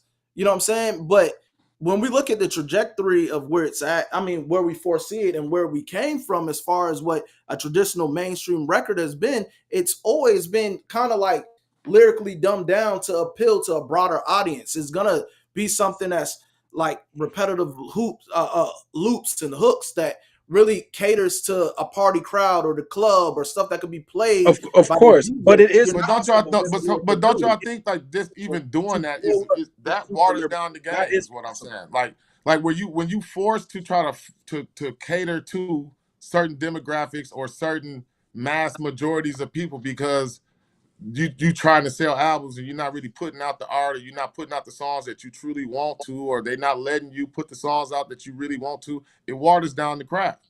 And so, like, but whose fault is that? Whose fault is that? Is it the I label? mean, it's everybody's fault. It's the There's industry's artists, fault. It's everybody's fault. I mean, because but it's it part of depends the how game. I It's think the part of guy selling who writes records. the song is responsible. If the it artist who depends wrote the how you do song it, because is you still responsible. got good records out of that. You know what I'm saying? Like through that time where they're making those type of records, we got classic records out of that. It doesn't mean that those records was poor. If the records were poor, they just poor. But we got a lot of classic albums from people taking that route. We got a lot of classic verses, a lot of classic Of course. from people taking that But route. It didn't mean the quality of music went down. The quality of music went down just because the talent is lacking. No, You know, I that don't too. think so. But I let's think say we the had audience plenty talent, man. We had plenty talent. They just, like I said, the focus changed. And like I said, let's say the audience chooses is to money. go the lyrical Like the route. grand scheme, the focus is money. If the audience the focus is money. chooses to go the lyrical route tomorrow, they're gonna buy that too. If a Wu-Tang group comes out, they're gonna buy that too. They don't care if it's super lyrical. They just want it to be good. So if you choose to be super lyrical, but you're actually good, like Jay is super lyrical on his singles, like some of them, Rock Boys and Encore and Brush Dirt Off Your Shoulder. If you really listen to the way he's rapping, that is lyrical stuff. But it's like you gotta be good though. But the audience don't care. As long as the product is good, they're gonna buy it. But I can't fault the labels for selling what people want. They If still got to sell records. No, You know, I I think the can't either. artists should push their own agenda. That's the thing that we always got to remember, though. Like I said, the mainstream audience changed at a certain point in hip hop, and that's why we started getting a lot of that type of style of music, and a lot of that type of stuff took over because they weren't selling records to that. They weren't worrying about what we were thinking. They had another broader, more mainstream audience that they had to That's the feed. same in So every genre. they wasn't worried about us. They didn't worry about what we really thought about it. They wasn't thinking about, oh, is this true to hip hop or is this traditional? Because I really say this because we get a lot of artists like Nelly. We know Nelly wouldn't have worked like 4 years earlier because that wasn't the demographic that hip hop was appealing to. You know what I mean? Like what Ja Rule was doing wouldn't have worked in '96 because that wasn't that wasn't the audience of hip hop at that particular time. That's really all I'm trying to say. Eminem, you put Eminem back in '96. Eminem ain't selling. He not taking over the world. But he's gonna be looked you at put as M in corny. '96. You know, he's gonna have a he's core not. audience. He's gonna have You a core put fan base, M in you put M in '96. He's gonna do at least 100,000. He's You gonna do put M 100,000. in '96. He gonna probably sell He anyway put because he's he white. put Infinite. He But put Infinite out. He but put Infinite out in '96. It ain't sell listen, y'all, nothing. And he listen, had a core audience off that. He had a you core put audience. M in '96, dress up in a Batman suit and rapping about killing his mama. The whole East Coast would have dropped a diss that's record. what the bulk to of him his back music then. was, though. Super. If you take any You say what? art form, it's going to start in the street and work its way to the arena. Once it gets to the arena, everything goes. And that's all art forms. They start that way. They start in a basement and then work their way into an arena. Hip hop is no different. Yeah, times change. I mean, there was a time in those early '90s, like you do get like more focus on just the lyrical ability. But like I said, when they start seeing, oh, we could sell records doing this, then yeah, it does change. And the audience of what is going on, like it's gonna change with pop culture. It's gonna change with wherever we're at as people. You know, as far as what the mainstream is gonna cater to. It doesn't mean that just because they cater to the mainstream is gonna go down the hole. It just means just make it good. That's all you have to do. Just make good records. We could talk about Nelly, we could talk about Ja Rule, but they still make timeless records. You know what I'm saying? That's true. That's the key. That's the thing. A lot of these artists are not making good records. You know, but now that's true. Now we're reacting to the times. Back in the day, we used to change the times. We didn't react to them. So in the music business, we're reactive now. If this sounds popping, go it that way. If this is trendy, and that's go that because way. that's exactly because of the reason what I'm saying. Where that shift changed. When that shift changed, it watered down the game to we are. So now it's just rap is just a factory. Rap is just a factory. Didn't react. That's why we don't have no problem with multiple guys with multiple different styles. We don't have no problem with a guy biting another guy's style. Like I said, there's a whole different shift in what we even respected and thought of as hip hop fans. I blame the artist. That shift changed, I blame the artist. I blame the artist, but I gotta blame the fans for accepting it. You know, the fans accept it. But that's true. But the artist wrote the songs, and we both can be right here. But the fans are only gonna buy what's available. The artists are the ones writing the songs, though. You know, so I have to put the artist in there because you wrote it. Like you wrote that. You know what I'm saying? You know what? And, Like, and Chris Hogan just said something that really is one of my points too. He says white fans support black artists more than us, so that means good culture hip hop isn't at the forefront because of it. So when you say that comment that like it changed when it appeals to hip hop, like honestly, us as a demographic as black consumers, a lot of them have accepted bullshit. If you go to places in other countries, they still like the pure form of our hip hop. That's the reason why our old artists that are probably irrelevant in the States can still go over there and do concerts and sell out over there. They still appreciate the foundation and the art form of it. Some you might get some of these younger white artists that like the newer hip hop, the Playboy Cardis, the Travis Scotts or whoever, whatever. But there's a lot of them that still appreciate the foundation of like early hip hop and the rapping like that and things of that nature. Sure. So, it's like I'm glad that he said that because that was one of my points too. But like the thing is, our demographic as a people start accepted bullshit. That's one of the biggest. Y'all still, like I said, I don't want to. I gotta clarify because I think that there's a different fan. There's a different rap fan at a different time. Like the white rap fan that was a fan before Eminem. I'm not counting them in this catering to white people argument. I'm talking about the Eminem fan from this point to basically to the now. That's really what I'm talking about. Music for us though, because we all know I brought this up in the chat. Without white folks, Wu-Tang wouldn't be as big as they are. You know what I mean? Like a lot of niggas no looked rapper at you. would be big. A lot of niggas looked at you like you was weird when you liked Wu-Tang back at when they were really popping their music. Like you would damn near get into arguments and fights over Wu-Tang Clan. There is no rapper that can make it without a white fan base because we're not talking about large that, Leroy, enough, bro. I'm not dismissing them as a fan and base. I'm not dismissing them as a fan base. We are the culture. Dismissing them. So that's why when Chris Hogan, just to push back a little bit on Chris Hogan, because he said we didn't appreciate it or whatever, but we are it. That's why it may seem we don't appreciate it. Well, if we're allowing this shit to go, we wake up in the culture. Like I wake up like this. You feel me? So I'm not putting hip hop on. I actually embody it. So I don't have the same view as the predominant white audience, but they are always going to be intrigued by what I'm doing because they're looking from the outside in. Do you know? So that's a different perspective. But I mean, everybody could be right here, but I can't blame. I think a lot of these fan bases are very intelligent people, though. I don't want to just blanket them as if they're not intelligent. It's not about blanketly blaming. I'm just talking about when the audience changed, the music changed, and once that mainstream audience became who we've been talking about the whole show, the shift in hip hop changed, and the quality and the standard of hip hop changed, and we still complaining about the glory days about lyricism and revolutionary rap and storytelling and if you start a barbecue, we complain about that, but that was the start of the end of that when the fan base changed. It just is what it is. If you start a barbecue restaurant today and you're selling on your street, it's gonna be Poppin' Barbecue. We'll call it Poppin' Barbecue. Now you expand to the next town, then you expand to the whole state. The larger you get, that recipe gonna start changing. That it is because you're gonna start making more faster and buying bigger bulk, and that recipe is gonna change. It ain't gonna be that same recipe that you started with at the block that was super fire.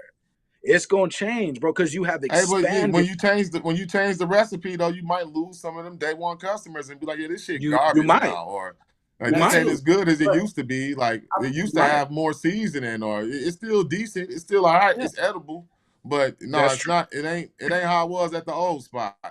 You know what I'm saying? And so I'm not bringing this up to complain about anything, but we brought this up because we was having. I thought the conversation was pretty decent what we was having, and I just wanted to point out.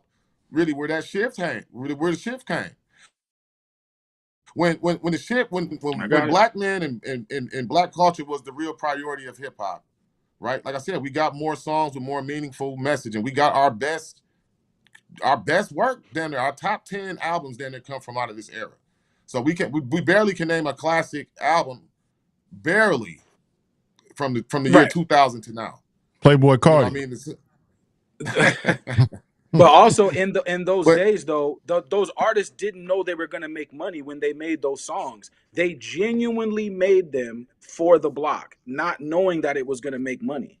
So now it's I mean, different. Now when an we artist don't. goes to the studio, they know they're This gonna make fan money. base, this fan base right now is not going to be rocking no Fight the Power.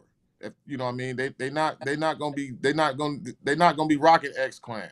They're If not, Nipsey because made Fight the Power, and like it I may said, connect. those groups existed, but like I said, they messaging was for black people. I mean, NWA's messaging was for Right, black people, because they and so didn't know they were gonna make money, Super. They didn't know they were it's gonna not make about money. it's not about that. I'm just saying, like, when we talk about this and how the standards change, you know what I mean? Wu-Tang, them, the way the speaking that they talked to, that they were speaking on, I mean, you know, the 5% talk, you had to like almost be of you had to be almost black to understand that shit back then, or you had to be a white dude that was down and in the neighborhood and seeing it and understanding that shit like that. You know what I mean? So when hip hop was for us, yes, we got more lyrical, more spiritual, more soulful, more revolutionary music at a specific time. And then once we became not the concern of the mainstream industry, and we became not the main audience and the main fan base of hip hop, and that That's shift not it, man. changed to them, That's not. the Well, quality of hip hop just started to we're dwindle down. still the target audience of hip hop. We're still the target audience of hip hop. Times We just just changed, bro. we just Times gonna just accept it changed. anyway. We just gonna accept the hip hop regardless. We gonna, But hip but hop they is know What that. it mainly is catered to black folks. Hip hop is what it is. mainly catered to black folks. Times Of just course it changed. is. Of course it is. Yeah. When them early guys was making art, when them early guys were making art, we didn't even know that if we could put the record out because we had like one record label and we didn't even know if it was gonna make it to TV or radio. So when Chuck D is writing Fight the Power, he don't know that that's gonna be Fight the Power. But now these artists know that fame and popularity and money comes with the situation, and money is very hard to turn down. Like we have got to a point to where everything we do is about money. And I'm not mad because I know everybody got to eat. But the day that it's not about money anymore, you're going to hear different hip hop. And it's going to You're sound never going to very hear that different. anymore. It's always going to be about money. When it became a business, it's No, called the but music. It's always going to be I about think money. we could get there. Like I think we could, and let me use an example. And one people is not better than another people, right? But when it comes to certain art, right? Japanese art, whatever, right? They get to a space where it's no longer about the money no more. They'll make art just for the sake of the art. Now, I'm not saying everybody get out here and be broke. That ain't what I'm saying. But I'm saying I think we could make it to a place to where we could have a subdivision that ain't even about the money. Now it's just about the art. Now, when that happens, you know what I mean? I think that's gonna be very, and it only needs to happen for maybe like a year because that will generate money on its own. So I don't we're rushing in for the money, and I don't think that's necessary. If you're hurting, it's necessary because you need it. But the rappers that's not hurting though, let's say you got your bread, let's say you're doing fine. See, I don't think, You can just make something for the art. I don't think these youngsters are rushing in for the money. Them and they rushing in for likes and comments and shares They and rush. retweets. Yeah, because they know better to know music is not where the money is anymore. They use music they use hip hop as a stepping stone now. Right. But they could make I don't enough think money though. it's They could make enough, you know.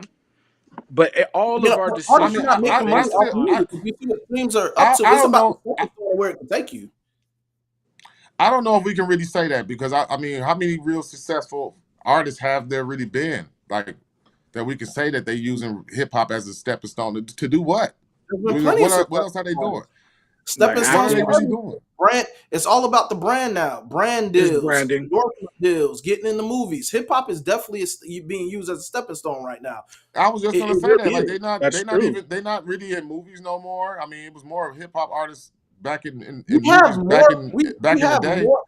We have more artists of today getting to more young artists of today getting to the money than the generation beforehand. Well, yeah, you're I supposed to get to the They're money not now. all I mean, young. I don't know. hey, I don't know. They're not all that's young. not even Sounds a good. surprise, bro. The cost of It living then sounds went up good. since '96. I mean, But so yeah, of but course their they should get brand, paid more. They should be making They more may money. come to you guys, they may come across as like stupid or whatever, but a lot of these people are making a lot of stuff with business outside of the music more than right? any other But generation in hip hop. Servan, A lot of these Servan, young artists have their figured it out. brand is about money. Like their literal brand is about money. So they make the money, right? And they get the brands, but their brand itself is about money. If that's your bread and butter, If it's I'm not not about money, mad. But of course. well, here's what I'm saying. Here's what I'm Yeah, saying. If you take a brand like Wu-Tang, it's not about the money. Now there are several other chambers, comic books, mafia stuff, 5% stuff. You could Bro, brand that in so many ways, but I'm not knocking getting money though. That's the whole if it thing. wasn't But about if the that's money, the then they would still only been a thing, cohesive group, right? if that's the only thing we're here to do, we're gonna cut this thing short. Your career, we're gonna When cut you hip get in hop the music very business, short it is about because making there's money. nothing else you You do. don't If you don't get all in you the music business with you don't get in the music business with no idea of ever wanting to make money. Let's be but honest. yeah. I'm not knocking getting money because we got to do that anyway. But what I'm saying is when people start asking about like, oh, Birdman, one of the greatest rappers of all time. See, you don't hear that. And it's not a knock to Birdman, but the only thing about Birdman is the fact that his brand is cash money. There's no He's other never claimed to be an further, MC either. there's no further How's he the chamber. example? And that's very limited. If I come in and I say Why is my Birdman name your is, example if though? my rap name is million dollar MC, then my brand is only about making that money. And I'm not mad, but you can't bounce that off into multiple brands because your brand is just that one thing. It's just about the money. I think That's they're it. less. You know what I mean? I think it's more or less just like it's like hip hop is just a victim of the corporate takeover of hip hop. Really, it's really real. But what I'm saying is like the numbers run shit now, and so like yeah, you of course these No, artists we desperate. We they in a should be desperate rapping position. they should be rapping for money. You know what I mean? And the fans they got to give the fans what they like, what they support, what they buy. The only difference is in today's hip hop is that it just lacks diversity. There's not enough That's the styles biggest in thing. the It's not a balance. it yeah, it's not enough balance in the mainstream. You know what I'm saying? Because the mainstream Yeah, is I not gonna think so. Yeah. they pushing what they want to push to who they want to push it because they know that these people are gonna buy and support this. And it's not. I'm not going back to one group or another on this. I'm just saying like that's why we keep getting the same shit over and over again. There's not The enough diversity the guys, and guys that and the aren't for industry don't sale care are about making that. a lot. And the fans The, don't the even care guys who about it. do, the guys who are not doing it for money are making a lot of money, and that's what's not being said though. Like the And that's good for Makami guy, them. who's the guy who's Makami, who's not making it for money. He's making a ton of money because it's not for money. That's another chain reaction too. That's not being discussed. You know what I That's good mean? for them. So Once you get in this game, you can either go for it for the art form or go for it for the bag. That's whatever decision that you want to make. But hip hop right now is the most influential culture in the world. Everything has to incorporate right. hip hop in some form or fashion. Whether it's a car commercial, whether it's selling fast food, That's whether it's true. clothing. There's a way that they're going to incorporate hip hop into selling Of something. Hip course, hop is wide but open. The most ain't no influential puff right daddies walking now. around if this generation. Ain't no puff daddies walking around in this generation. That Ain't no doesn't mean Jay-Z's. anything.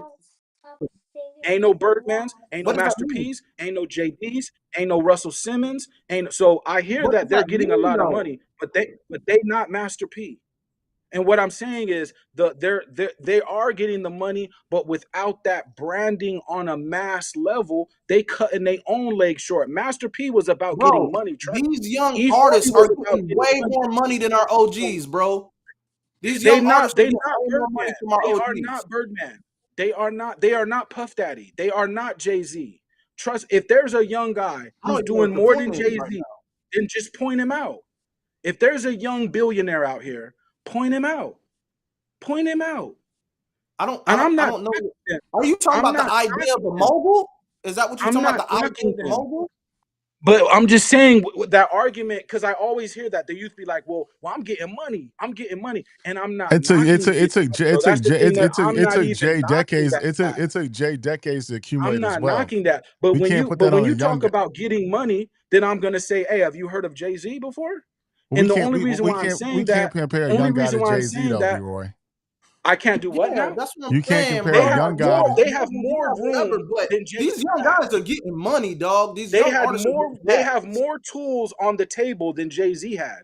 They have What is that? more tools on the table than Puff had. They have more tools than Master P had. So you mean to tell me if I'm bringing up a Master P and you got way more tools than Master P ever had, that I'm not bringing up something you can do? And again, though, the argument will always be I must be knocking you for getting money. That don't even make sense to me.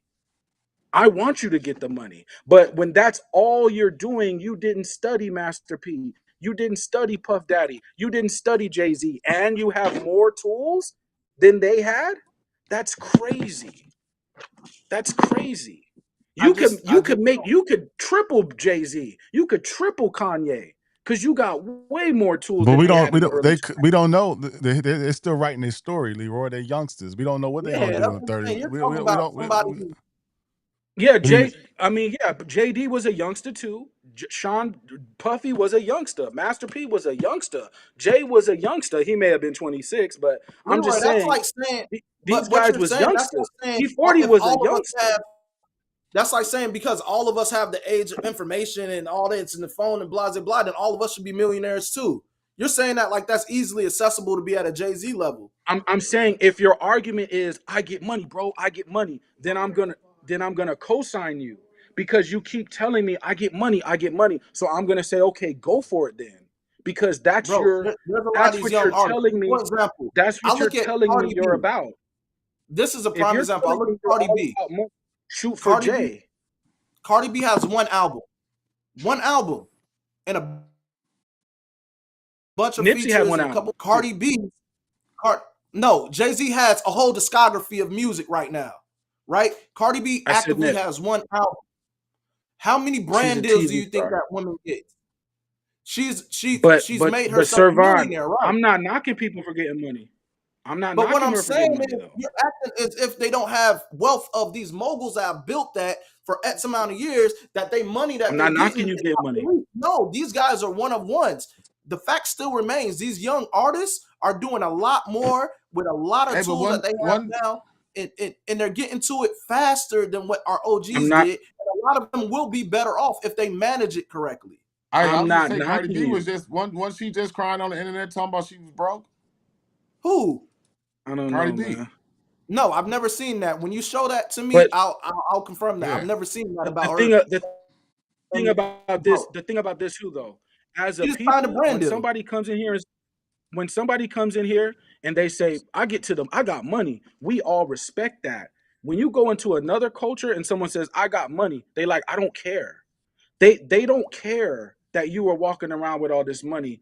And one, again, one is not better than the other. But what I'm saying is they want to see what do you bring to the table. You could have $1 billion, but if you ain't bringing nothing to the table, they don't care.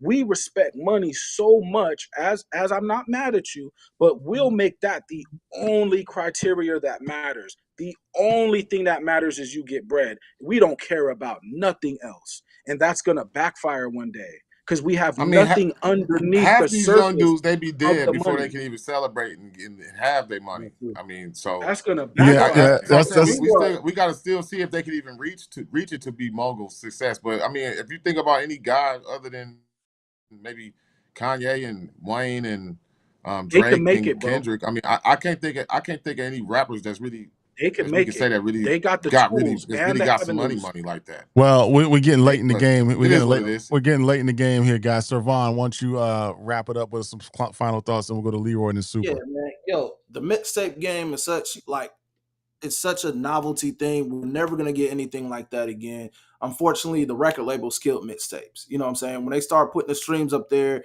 and they start making the money thing, that killed the mixtapes. The streaming services literally down our known mixtape services service websites that we go to, but we could appreciate it. Those mixtapes are on DSPs. Now they want to play fair ball and put them on there. That wasn't the case before, and they want to fight with them. They want to get all the money. That's greed. But those mixtapes, we all had solid lists for the most part.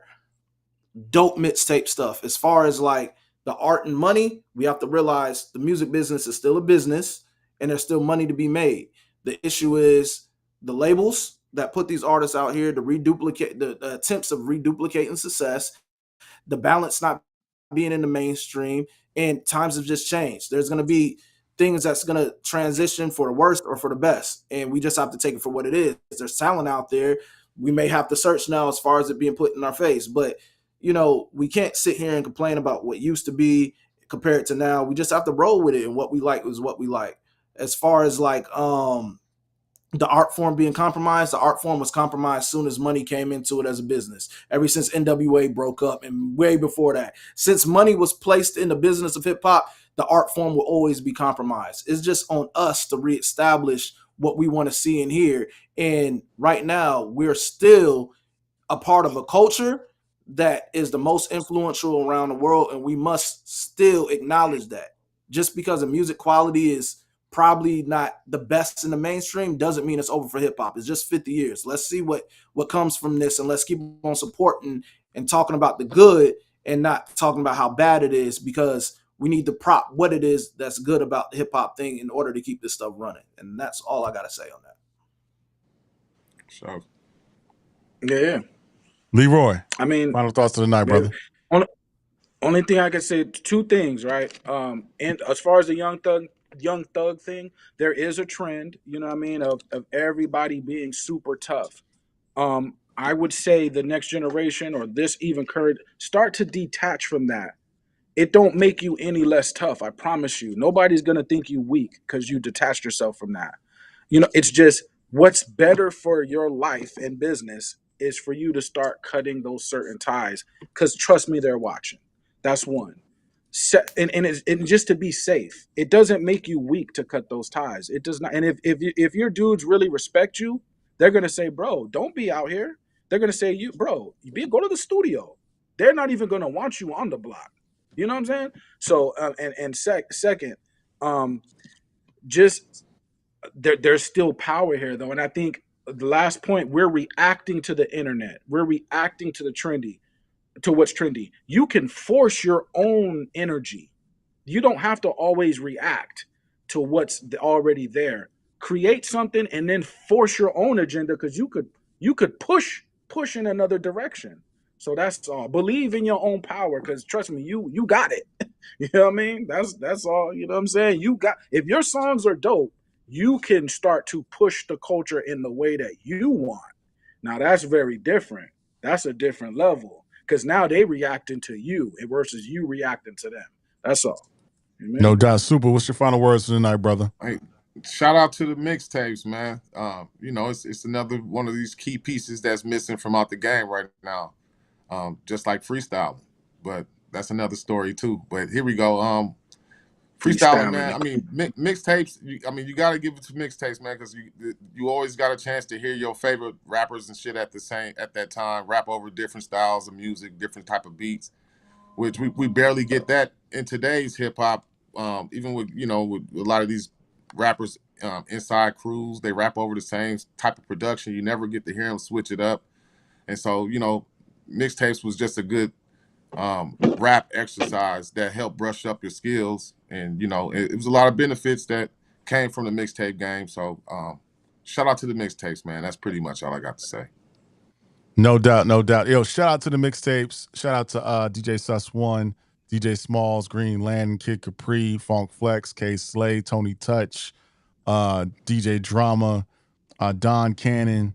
All these DJs out here in the game that was holding it down, man. Without your works, we wouldn't have a lot of the history of hip hop written.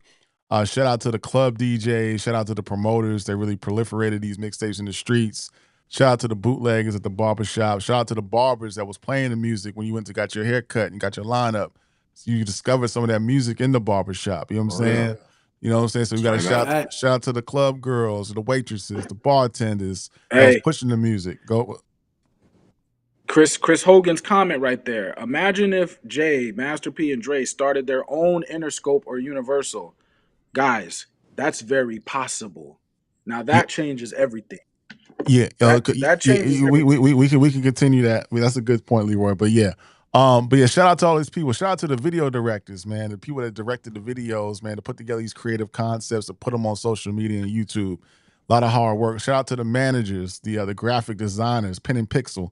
They did them No Limit and Cash Money covers back in the day. Shout out to Metro and 21 on their one of their tapes, Savage Mode 2, I think, or Savage Mode. What was it called? It was the one they kind of copied the I remember. Cash Money cover. You know what I'm saying? Yeah.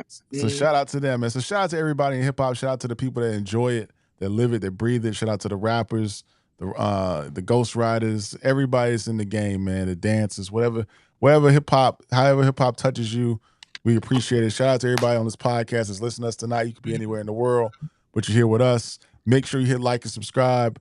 Tell a friend and tell a friend. Let's get us to 100,000 subscribers. We got more interviews coming up soon. And I got a secret interview I'm working on.